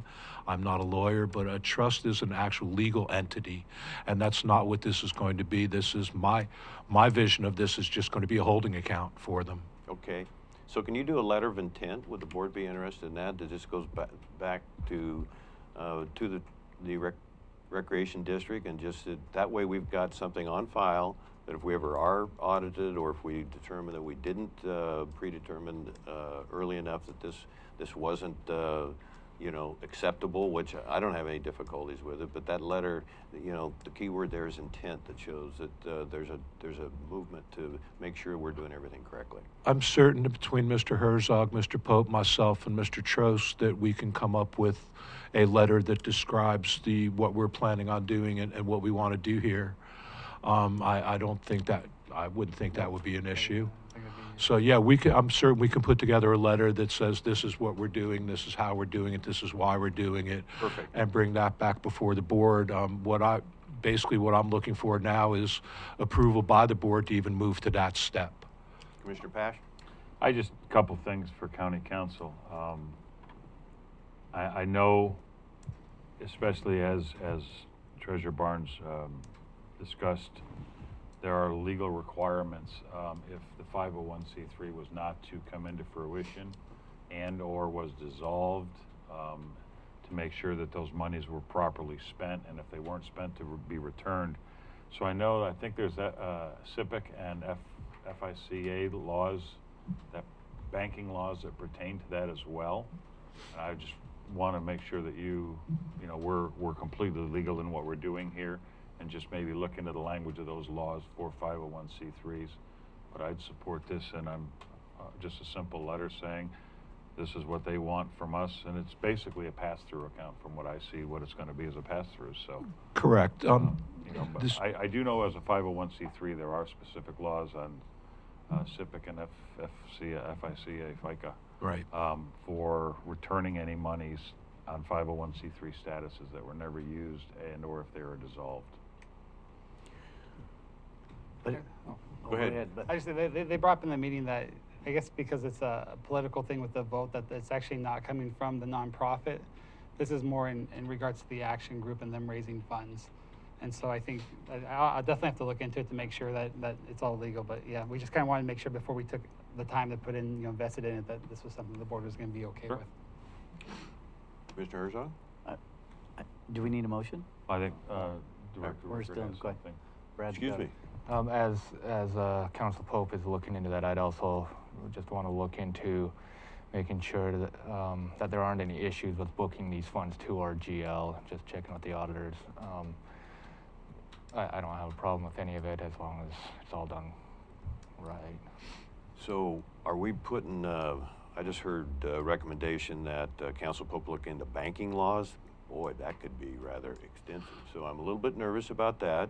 Mr. Barnes? If we might, can we hold off on having council do that until Yeah. next week? Because when I went over to the bank yesterday, Ms. Atherton is not available. She's out for the rest of this week. And she would be the one who I would refer to on that, rather before council spends a lot of time trying to research stuff that Thank Becky you. might just know off the top of her head. There you go. Becky. So, That's very helpful. So I want to make sure too, I'm going to support this. I want to make sure too that I'm very clear on the pass-through, quote unquote, what that means. That can mean a lot of different things, but I'm not necessarily nervous. Just want to bring it before the board. And it sounds like you are able to review that and give us some insight. correct. Okay. Yeah, once I hear back from the bank, then we would be able to move it forward. Like I said, I'm just here looking for your approval to move to the next step on this right now. Thank you. We're ready for a motion, I think, then, are we? Discussion? Whether? Go ahead. Your motion. Okay, I'll make a motion that we approve this South Coast Parks and Recreation pass-through account through the county for donations to that district. If I might add. Okay. Contingent upon favorable information received from the bank. Contingent upon favorable recognition from the bank. I'll second that. Last chance for discussion. Call for the question, please. Commissioner Pash. Aye. Vice Chair Herzog. Yes. Chair Boyce. Yes. Motion carried unanimously. Thank you. Item 7E, the January 20th minutes. The reason I pulled this board is there's a direct line there that says one citizen report, Boyce's heroes are criminals, and they feel this is not appropriate for a board meeting. So I pulled that out. We've had this discussion before when things become political. Anybody that knows me and thinks that when it comes to law enforcement, that I'm not totally sold out for complete and total support. Is this what we want our board to be? That my heroes are criminals? So I would like to strike that, and I'm going to keep trying my best to, when we have public comment, that people do their research and we try and keep working to bring this county together and be productive. And yes, I'm just appalled by this, and so I was surprised to see it in the minutes of the 3 different meetings that I read. That was the only issue I had, board, but it's absolutely blatantly false. Commissioner Pash? As far as striking it from the minutes, the meeting minutes are supposed to, under Robert's rules, are supposed to reflect the conversations that were held in that meeting. So this is a public comment that someone made. It reflects their public comment. It can't be stricken. That's not true. It's what this board wants to accept in terms of principles, in terms of decency. And the board has the authority to say, no, that doesn't have to be in the minutes. for my grandkids to read 30 years from now. I'm just, I respectfully disagree. I know. Commissioner Herzog? Anthony, can you speak to that? It's my understanding that it is to reflect the discussion. So just because something is in the minutes doesn't mean that it's true or factual. It's just about what was brought up. I think my question is, can we strike it from the minutes? It's a tough question. I think you could. They don't have, if I may, they don't have to be included in the minutes. It's on video. So if anybody wants to go back and look at that meeting, and, it puts Staff Jesuit in a tough position. How do I characterize this? How do I put it in place? I know that at the end of January, end of December, the previous board said, no, we want everything in there word for word. And that's really unfortunate. And I think it continues the tearing apart of this county. And it's not an isolated incident, unfortunately. So that's all I have. I'd like that line to be stricken from the written record, written minutes. Is that a motion? No. I'll make that motion. I'll second. Any further discussion? Yes. Commissioner Pash. I think you're getting into parts of our Constitution and Bill of Rights, and people have the right to speak and say what they want to. And I think you're getting into a gray area here by starting to strike comments. That's all I have to say, sir. So have we ever prohibited anyone from speaking and their First Amendment rights? But if you erase what they said after, then yes, you are prohibiting. So at what point do we So say... what if Dr. Martin Luther King's I had a dream, somebody had a disagreement with that and struck it from the record? Where would that have been back then? I mean, I know that's a huge leap, but it's still it's a right that someone has to speak their mind, and I don't want to get into anything further than that. It's our inalienable rights. Martin Luther King would have never said anything potentially slanderous. Oh, Martin Luther King said a lot of slanderous things. Oh, really? Yes, Yeah. and he is one of my heroes growing up, but yes, he said a lot of slanderous things. Yeah, he is one of my heroes, and they killed him. Unfortunate. So we have a motion and a second to strike that one particular line that I communicated to the board, the January 20th minutes. You want me to read it again? No, yeah, I'm just waiting for a roll, that's all. I don't need to hear it again. Call for the question, please. Commissioner Pash. No.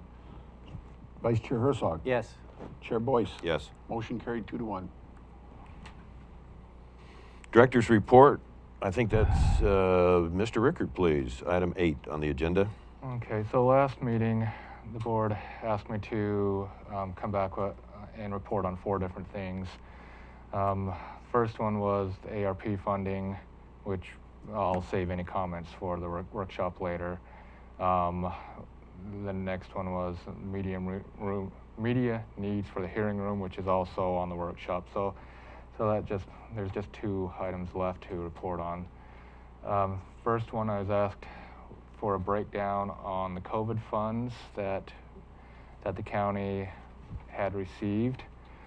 And so just as a quick summary report, we received $665 in medical type expenses, about $315,000 in public health type expenses, about $430,000 on payroll type expenses, $65,000 on expenses to facilitate compliance with COVID-19 measures, and about another $5,000 on economic support. So this year, that total is $525,000.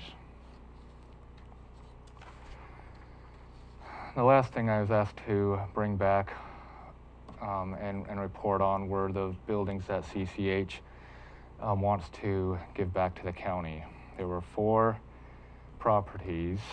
The first one was the Pine Street House, which was transferred back to the county some years ago and then sold by the county.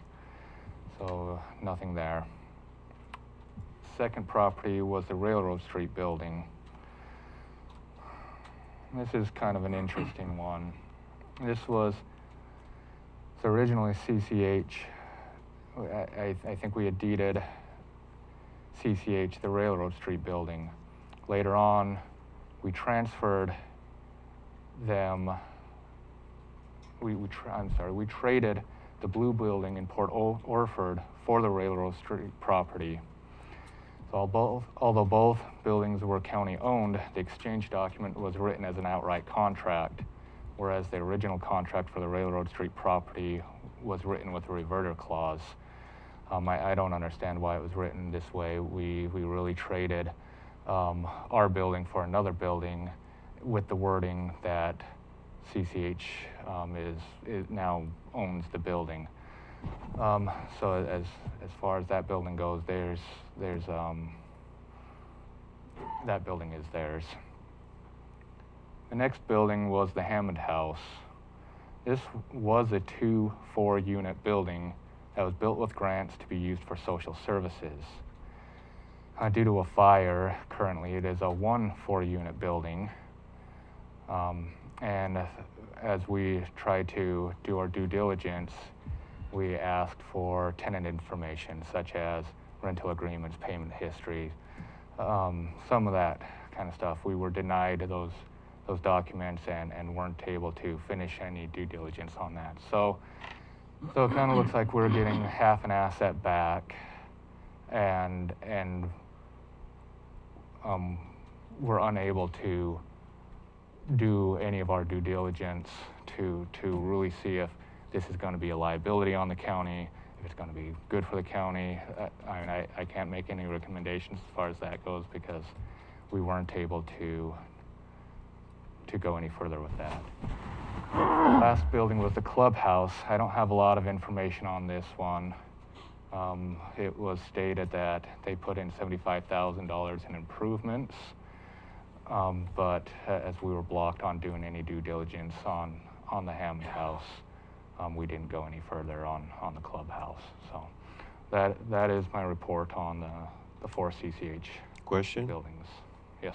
Do you mind just giving a little more information again on the railroad transaction? You have a specific question? Just, you said an exchange. I'm trying to remember what that was. What did you learn there? That would be helpful to know. Well,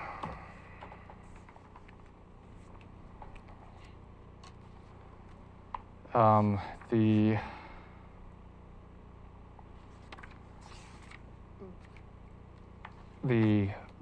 buildings were, as far as I can tell, simply exchanged. Both buildings were owned by the county.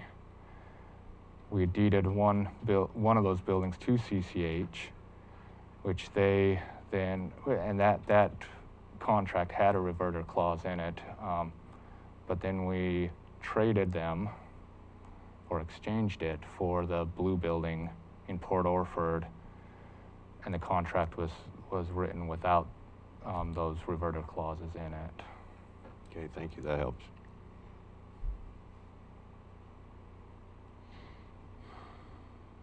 That's all I have. For your report? Yes. Thank you again. Commissioner Herzog.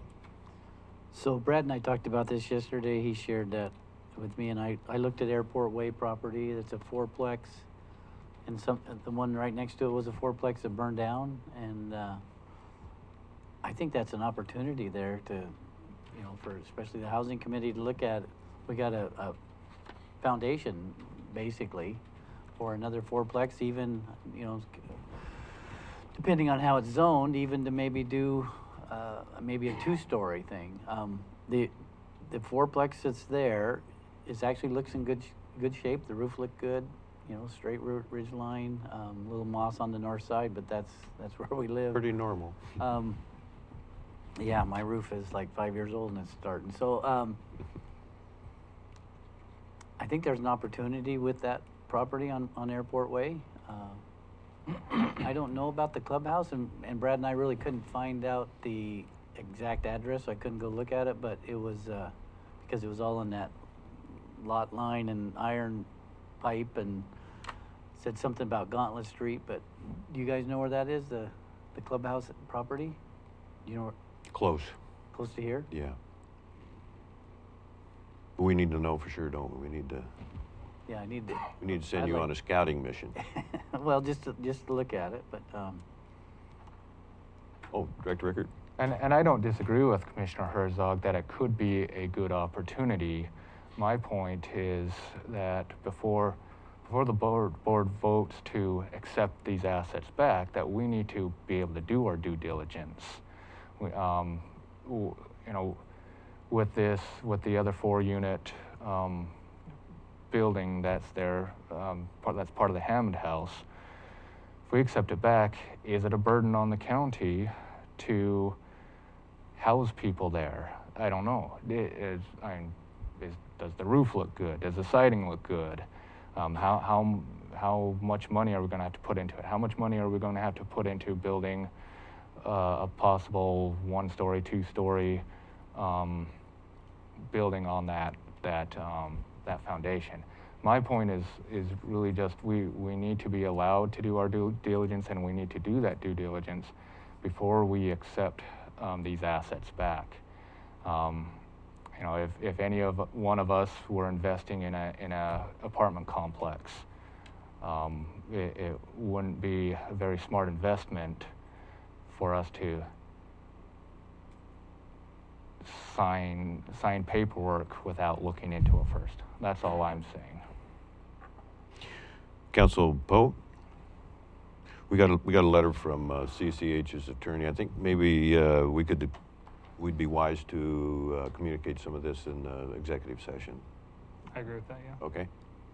Not that this wasn't good, informative, and good work, but that would sure be my preference.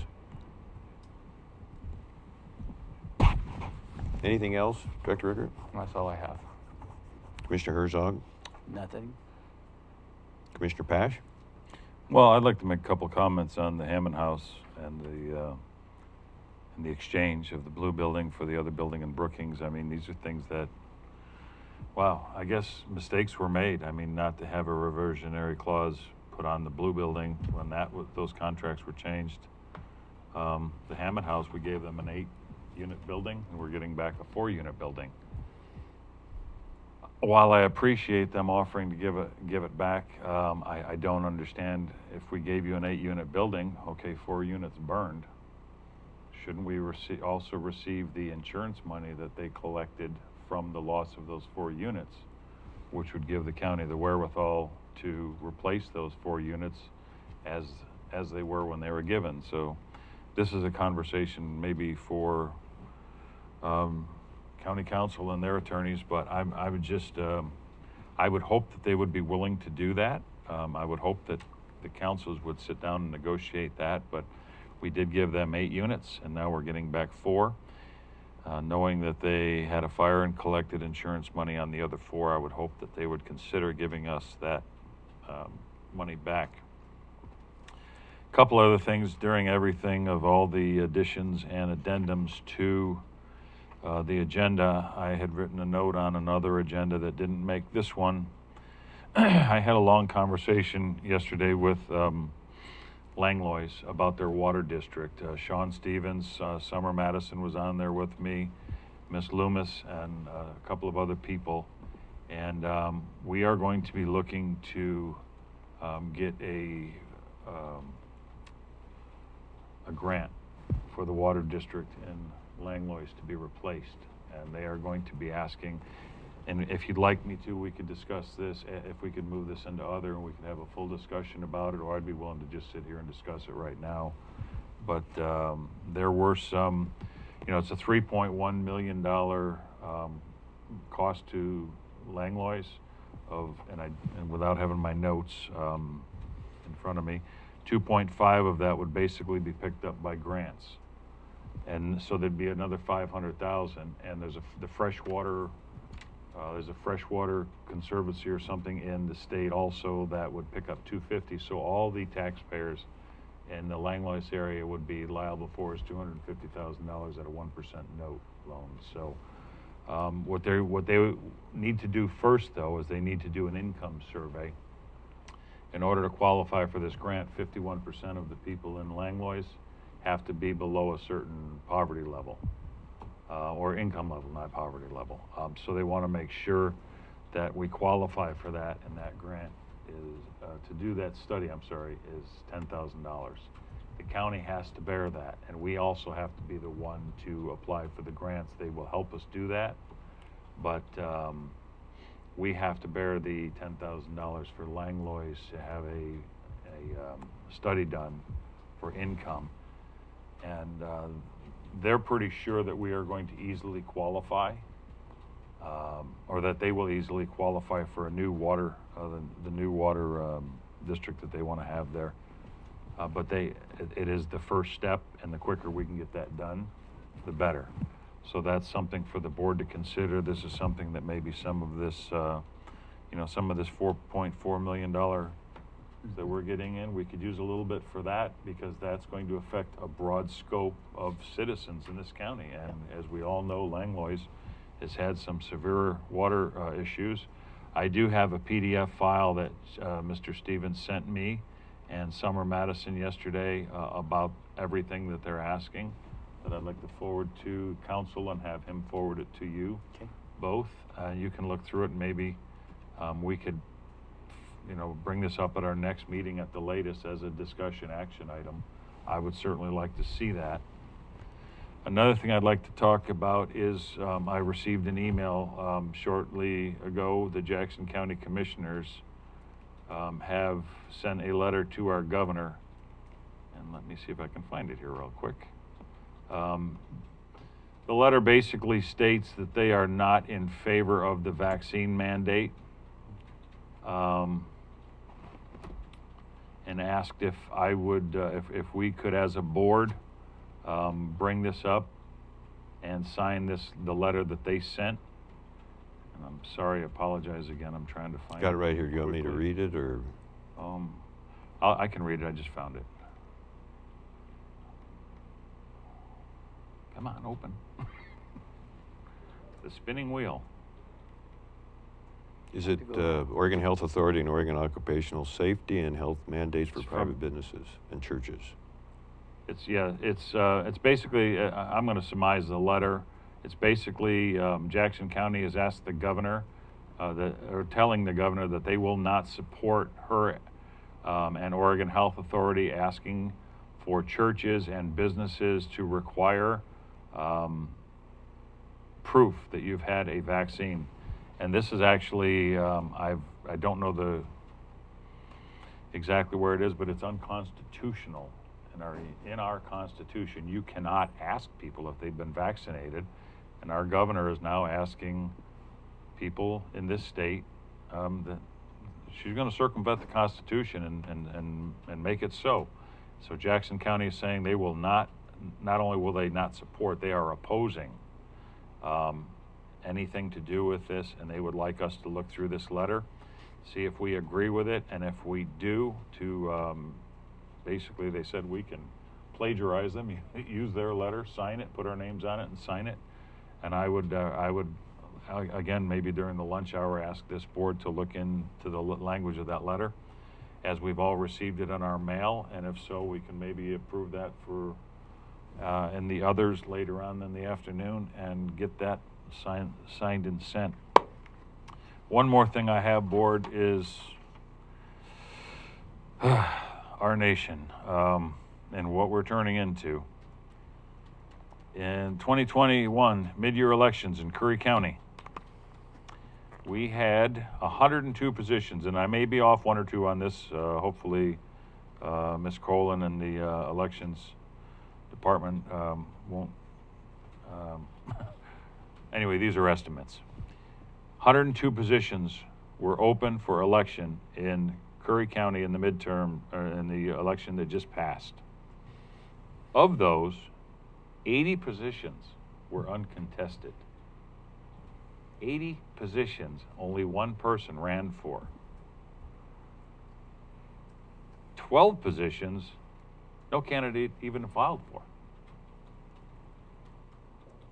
So, of the 102, only 10 were contested.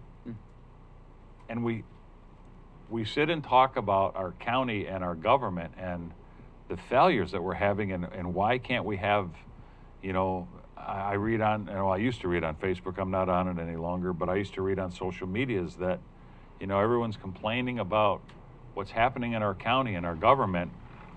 Please, people, get involved. 80 positions were uncontested, 12 positions no candidate even filed for. And again, we talk about special districts and why they're here and the funding of those tax dollars that go to those special districts and how important they are. And they are important, but there comes a time that we have to look at our special districts to see if what they were originally formed for and those tax dollars go for is still the best dollars spent for that district. Of the 12 positions that no candidate filed for, 5 of them were fire special districts. 1 was a water special district. 1 was a library special district. 4 were cemetery special districts, and 1 was a school special district. These are special districts. I believe this cemetery district won't even be able to form its own board because they don't have enough people elected. So those tax dollars are going into that special district, and they're just going to sit there. They won't even disperse them because there's not enough people to form a board to disperse those funds properly. Curry County, I really hope you look into, and I'm not saying do away with, just look into the way some of these special districts are formed. I applaud Tyson Krieger for working with the fire districts in this county to perhaps down the road form 3 special districts for fire, north, central, and south, as opposed to, I believe, the 14 or 15 that we have, and share resources. It will save everyone money and guarantee more safety for the citizens of this county. I applaud him for that and his forward thinking on that. And I would just say, folks, if you want to complain about what's happening in our county, put your name on a ballot and run for the office. Thank you. Anything else, Commissioner Pash? Just want to say thank you. Thank you. I want to refer back to the Jackson County letter and just read 2 sentences that I think are very pertinent, and I appreciate your effort to get that back before the board today.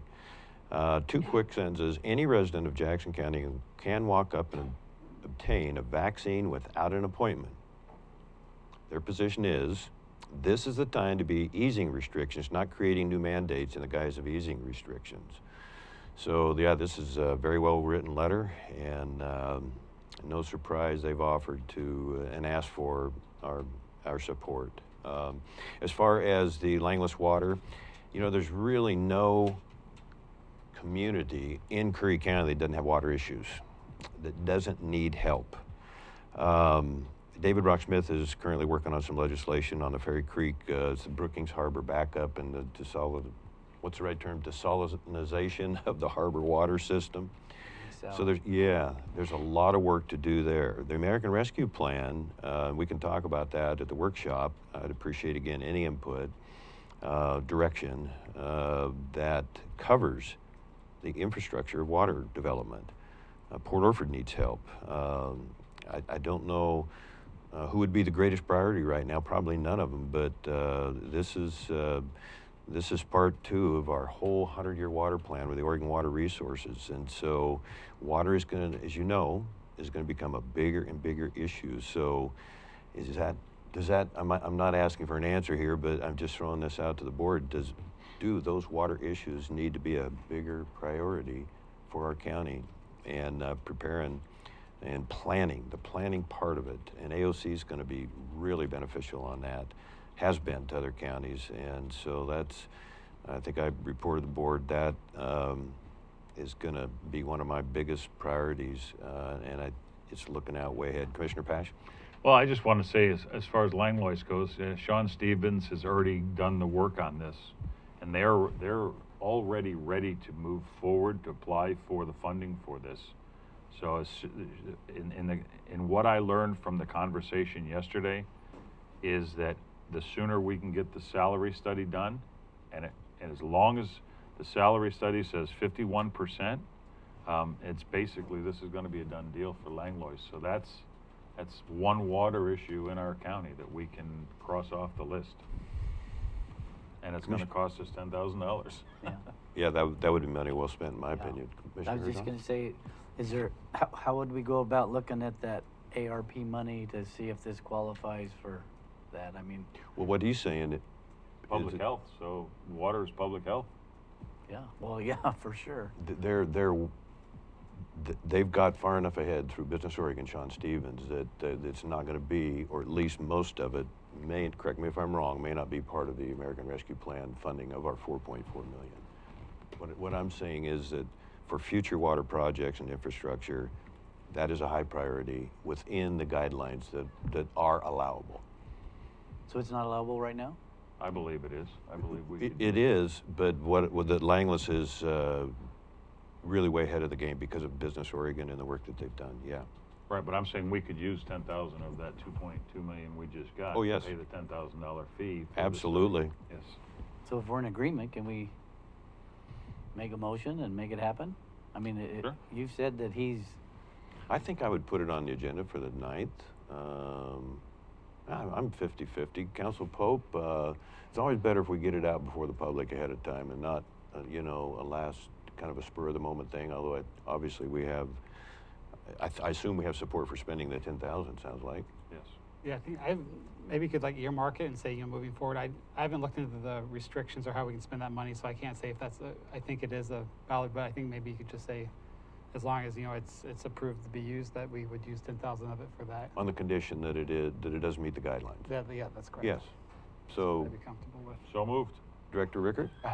I would just, as I've looked through the ARP documents, it looks like we are going to be able to use money for that.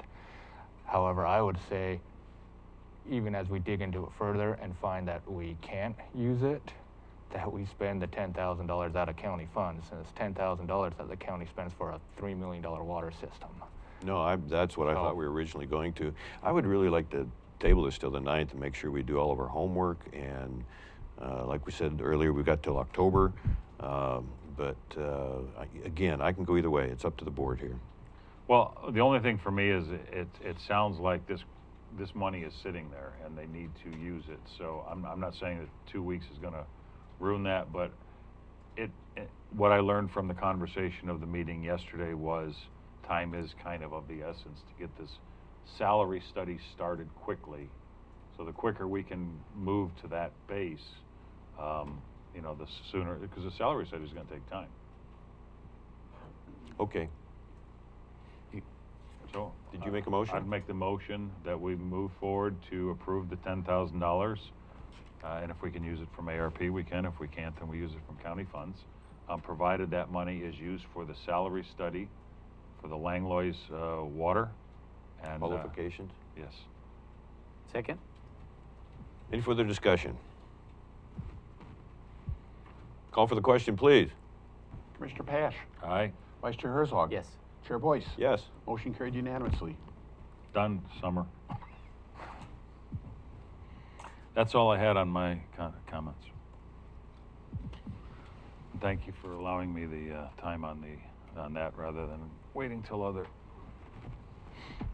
Here's some information, Commissioners, on SOD. If you haven't heard, we have sudden oak death in Port Orford now.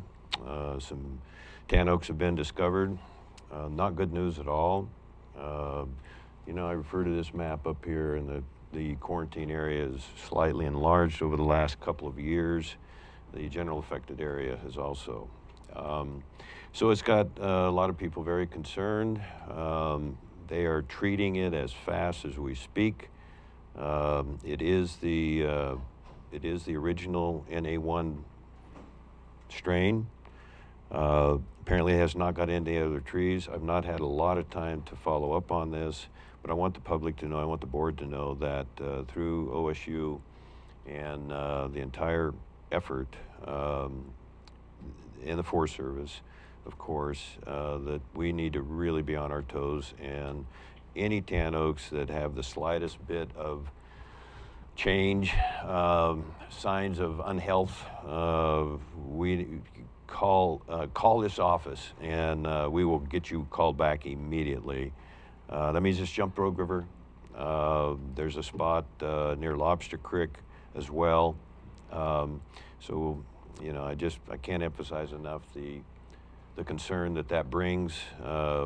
You know, sometimes it gets into the evergreens, and it's just a major issue for Curry County, and we're trying desperately, as you know, to keep it in Curry County. So on the Curry dredging, DeFazio's work, you know, on the whole Harbor Trust Fund, as you recall, that is all ports, all poundage is taxed, and it goes into into that trust fund, and the smaller ports don't prevail too often.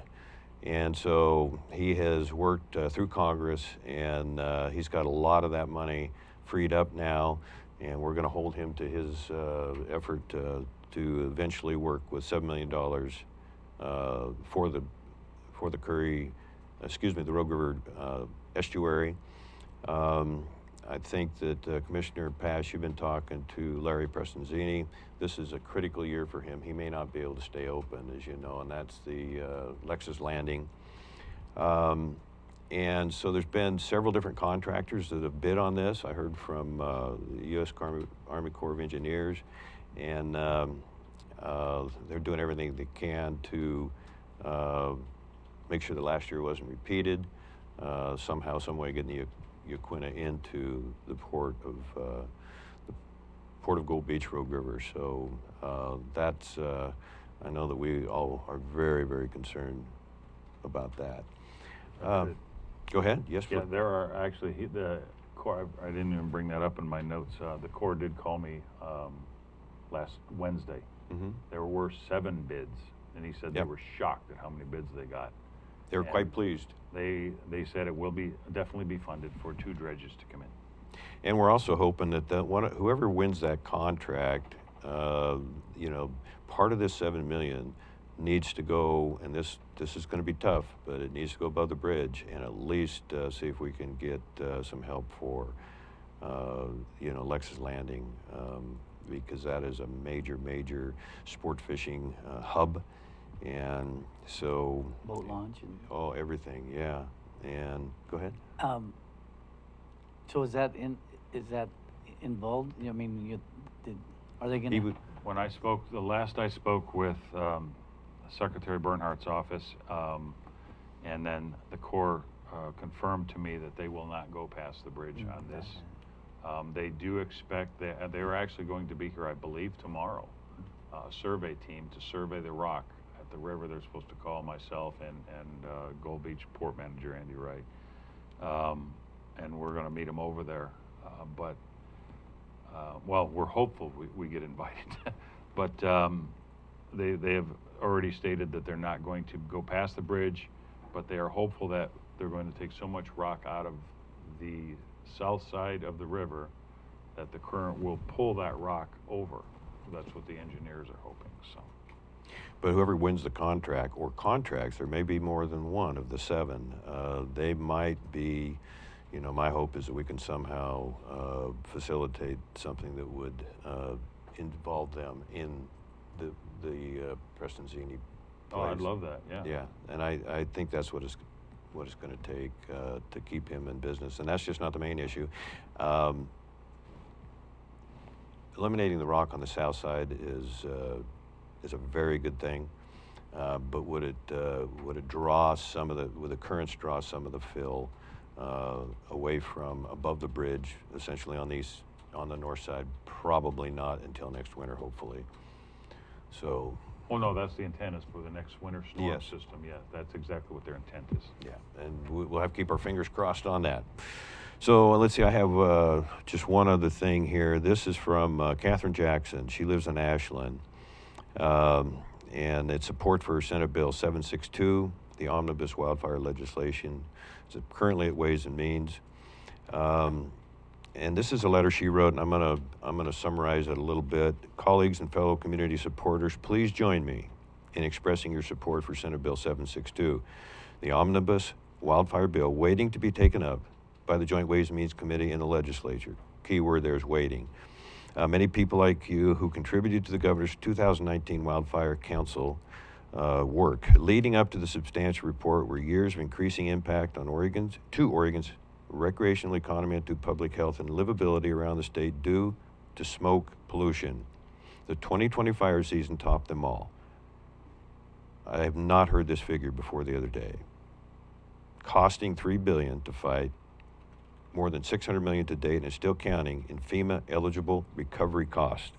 With urban, Talent, Phoenix, and rural, Detroit, Blue River, Scioto, Vida, Mill City, Gates, towns severely damaged or destroyed in 8 counties. Long-term impacts to the recreation industry in the Cascades, even statewide, in parentheses, hesitation to travel to a destination that may have excessive smoke pollution, and the potential to impact the drinking water supplies of many towns and cities. The 2020 fire season convinced many people that fire seasons of the future pose risk of repeated costly and unhealthy events. The World Forestry Center, recently produced a public summit about adapting to the era of mega fires. The work of the 2019 Fire Council is built into Senate Bill 762. The Wildfire Council's report contains 37 recommendations grouped into 4 goals. 1, create fire-adapted communities. 2, restore and maintain resilient landscapes. 3, respond safely and effectively to wildfire. 4, cross-functional support systems. This comprehensive approach, we can all agree, the time to act is now. And here we are at the end of May. For me, the most important steps is to take action this year based on the extensive work done by Wildfire Council contributors in 2019 and now by legislators in 2020 and 2021. This is an unusual year in that a lot of extra funding from the federal government is available. Yes, the bill is complex, and yes, there will be much work out during implementation. I am confident that agencies receiving direction from the legislature will be adjusting, adapting, and refining their services to respond to real needs at the regional and local levels over several years.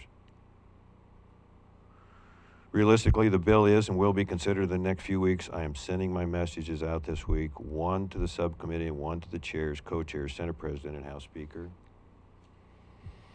And in concluding, why is it important to you that Oregon embrace, and that's speaking to anyone that hears this, to you that Oregon embrace and act in a proactive way to influence our future with annual fires in and on the landscape. Thank you, Board. I'm going to be writing a letter, and if I could get tentative approval, and this should have been on the agenda, I just didn't get it done, that you can approve and sign. I thought maybe I could wait, but no, I can't. And so I would really like to support this bill, and I would appreciate your help. And I'm sure that it's something you can agree on, based on the principles of this letter, that that we can get done and send to all the people that are going to be, first and foremost, to the Ways and Means Committee. So I'd like to have a motion on that if I could. And I'll have something for you probably Monday or so to take a look at. So could you restate that again? Curry County needs to support the Senate Bill 762, the omnibus wildfire legislation. Okay.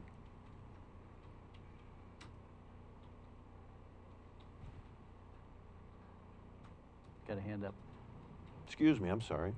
I'll make a motion to support it, the omnibus bill, with, along, I'd like to read the letter before we send it, but of course I would support it. Second. Any further discussion? Yeah, it needs your signature, so obviously you're going to get a chance to read it. Call for the question, please. Commissioner Pash. Aye. Vice Chair Herzog. Yes. Chair Boyce. Yes, Motion and carried unanimously. there were some incredible people that worked on that Governor's Fire Response Council, and that was, it didn't get done before 2020, unfortunately.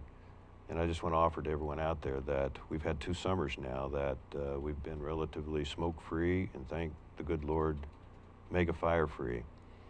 But it's just around the corner, and this is a very intense time, and not making any bad predictions, but we really have to be on our toes. And hopefully we can make it 3 fire seasons in a row with Curry County being ill-affected, a low and cold fire season. Thank you, Board. That's all I have. Yes? If I could go, just, I said I didn't have anything at updates. I'd like to revisit the motion I made on Nancy Sue Rose stated some of Boyce's heroes are criminals and feels this is not appropriate for a board meeting. I know both of you, and I know that none of your heroes are criminals on purpose, if that makes any sense. And since we do have Nancy Sue Rose here in person, I would ask that it, you know, my mom, before she passed away, she always said that there's no excuse for bad manners. And I can see we all get upset and say stuff we shouldn't, but I would be upset if that was Herzog's heroes are criminals or Pasha's heroes are criminals.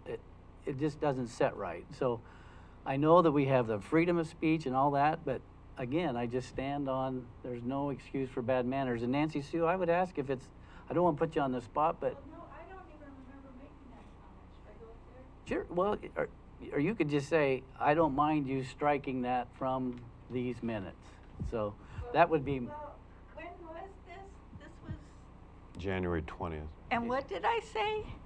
Nancy Sue Rose stated some of Boyce's heroes are criminals and feels this is. Oh, yes, they are. They were. That was actually true, though. And David Oh, here we go, Barnes. see. David Barnes actually, because Boyce is using the Curry County Board of Commissioners meetings to every Support law time to enforcement? state war heroes or police heroes, and some of them are not heroes. And I just didn't think that it was an appropriate use. I still don't think it's an appropriate use of county time, County Board of Commissioners time to be doing that. If they're local heroes, yes, I do support that. But we have been told over and over again that this meeting is for things directly related to Curry County, and we should not be doing other things. I mean, we've been told that we're not allowed to make public comments about things that aren't directly Curry County related. So why is every single meeting having a national forum? And then when he talked about those policemen who actually were convicted of crimes that he was saying they were heroes about. And so that's why I brought that up. So I didn't know that all public comments were put in the minutes. Are they? Obviously. Every single public comment has a thing in the minutes? The public comments are summarized. So every single one is summarized? Yes, during the public comment section Well, of the agenda. Then I certainly, I mean, what you guys do is up to you, but I certainly don't think that something that I stated as fact in relation to something Commissioner Boyce said, I would not retract that myself, but again, it's up to you what you retract. If you have to put all the comments in there, then you better not erase that one. So, Commissioner Herzog, thanks for bringing that up. I can offer a video of exactly what I said and the date and what Ms. Rose just referenced, David Barnes, and you can see what I said. And it had nothing to do with anything specific. Yes, there are very, as we know, a very small percentage of our police officers that are bad. very small percentage. This board, for 2 years now, 2.5 years, has taken a very supportive role of police in particular. And what I said 2 years ago, and here is still coming up now, what I said 2 years ago is relevant, especially nowadays after what happened last summer, and you go nationwide. And you know, I have a son that's been at the OSP 20 years now. He's been in 2 or 3 shootouts. He's been But cleared. if you hadn't have brought that up, if you hadn't Excuse have me, objected to I'm going to finish because I think you said something that was really not good. All right. And very, what? very damaging. And here we are talking about it 2.5 years later, and it keeps coming up. And you said my heroes are criminals. That's just absolutely unacceptable. And so it's not a free speech issue. It's a political comment and statement, and it's just not true. Now, again, I'm going to say there are police officers out there that are not yes, good. but I did not say all of your.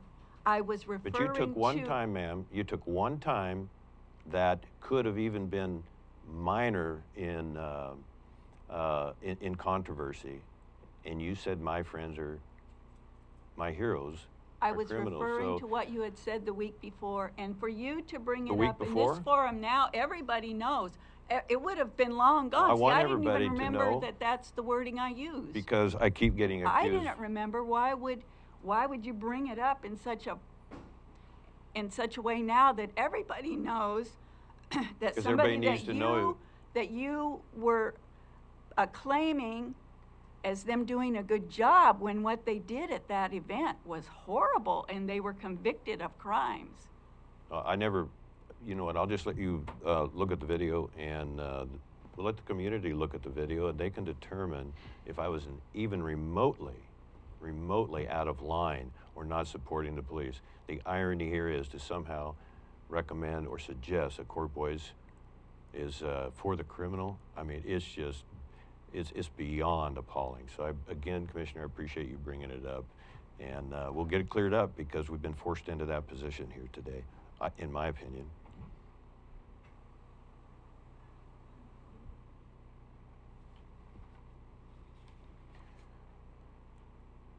You're the one that started all this. Go ahead, Mr. Barnes. I'm sorry, I just heard my name being mentioned a lot. What I tried to point out once before, and I'll point out again now, is that your Fallen Heroes reports began after an incident down in Houston, Texas, a couple of years ago, where there was statements made about police officers being ambushed and shot while trying to serve a warrant on a house. Those police officers are all under indictment for the murder of the 2 people in that house. They've had hundreds of their cases have been overturned because they were shown to be dirty and they were planting drugs and providing false testimony and other things. And that's what I believe that that Nancy Sue is referring to, is that when this began, your section of honoring heroes began after the Houston ambush. And it's been shown since that time, and it was shown shortly after that time, that the police who were involved in that were not good police officers. They were essentially dirty cops. And the record has come out to prove that. Like I said, they're under indictment for the murder of Tuttle and Nicholas, who were the people who lived in the house. One was a United States veteran. They were sitting in their house, minding their own business. They had nothing to do with drug trade or any other illegal activity. These police broke down their door and executed them, essentially. And that's what Ms. Rose is referring to. I myself also, I firmly support the police in this country, and especially in this county. I believe we have wonderful, excellent police officers and sheriff's department in this county. And I have no problem with them, but like you just mentioned yourself, sir, there are police out there who are not good cops. And that's not, if I may, that's not who I was referencing. I never said anything about Houston. What I did say is that these guys are so bad, they'll shoot police officers sometimes in the neck so that they don't die. I'll provide you with that video. Nothing is mentioned. It's purely coincidental that there was one issue one example. In Houston, Texas, apparently, as you say, I did not reference that. So instead of us coming together as a community and celebrating that we do have great communication and support and a source of pride in our police, we're saying that one time that you want to tie me to something that I didn't say. I'm not tying you to anything, sir. I heard my name mentioned a bunch of times, and I came back to the room. I did You not just tie you referenced to that, anything. Mr. Barnes, as if I supported or lacked the support of the police in that instance in Texas, okay? You just referenced that again, and somehow you communicated that to Ms. Rose, and so she brings it up 2 years later, and here we are. Voice supports heroes or criminals. I don't know why we're spending more time on this. It should be stricken. It should be an issue that brings us together, not apart. I don't know why I'm still involved in this conversation. I had nothing to do with it. It's in the newspapers. Anybody can read it for themselves. I'm gonna provide you with your quote during that time, 2.5 years ago, okay? Please do. I will. Because I don't recall ever having said anything bad about this.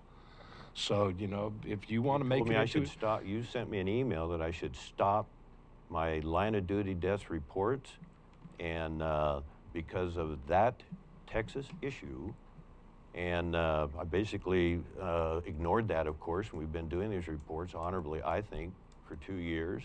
You say you support the police, okay. Why don't we go with the agreements that we do have and build on that instead of spending 30 minutes on something we know is blatantly false? What's false, sir? Police officers are under indictment for murder. There's nothing false about I'm talking that. about the claim that was put into the minutes that my heroes are criminals. I didn't say it, sir, so I have nothing to do with that. I'm just here to clarify that. I'm going to provide for you what you did say. I believe Thank when you do, you're going to find that I asked you also in there to apologize to the Tuttle and to the Nicholas family for making the statement that they ambushed police officers. I never because referenced any families. I know never you referenced didn't, and I anything believe like that- So I why would I believe- apologize? I wasn't even familiar with it until you mentioned it in an email. Thank you, sir. Thank you. So are we going into executive session now, board? I believe so. It is 11:25, 11:27. I'm sorry. After 10.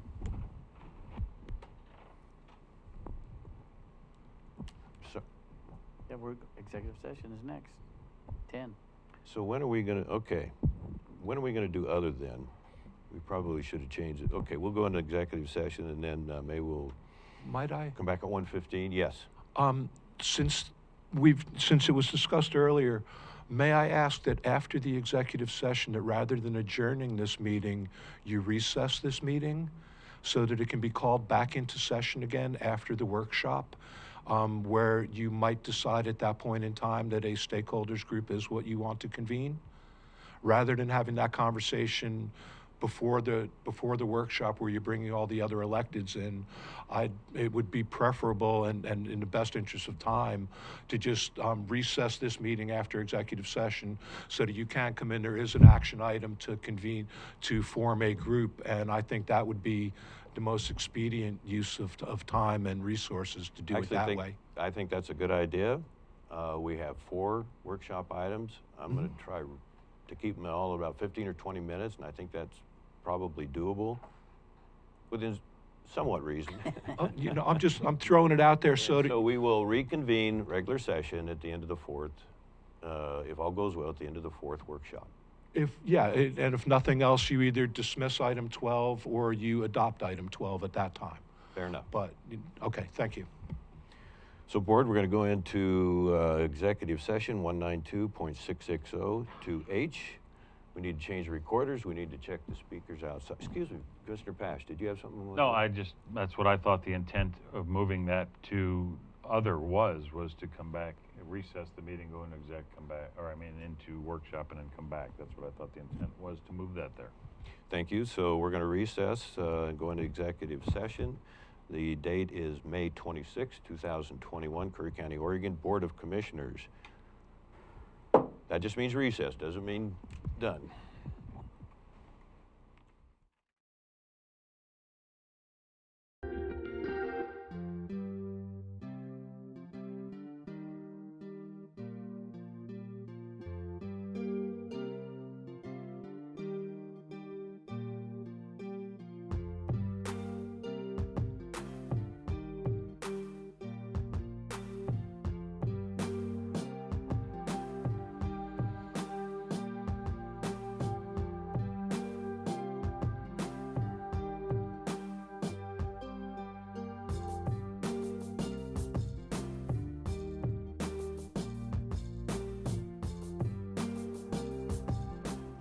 Board, we're going to do just a real quick bit of housekeeping here. We're not going to ask everybody to leave the room. We're just going to close out our executive session, which we didn't do prior to lunch. And we're going to ask staff to proceed as directed. We got a full room back there. So we may want to come back into executive session at the end of the day. So I'll ask the board to consider that when and if the time comes.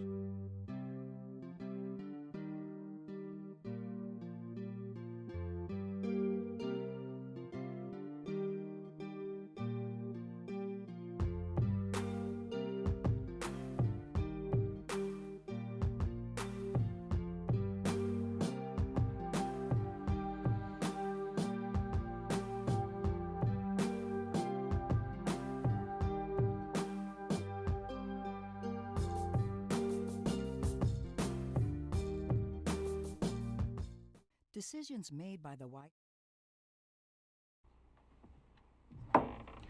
Okay, we're coming out of executive session. The date is May 26, 2021, Curry County, Oregon Board of Commissioners. We are asking the staff to please proceed as directed. So we're going to go back into executive session, and on the agenda, what did I say? Regular session. Yeah, it's been a long day, quite a day. Go back into regular session, and we have one item that we did not get done on the regular session, which was item 12, American Rescue Plan Advisory Committee or Stakeholders Committee, that we would like to postpone table until June 9th.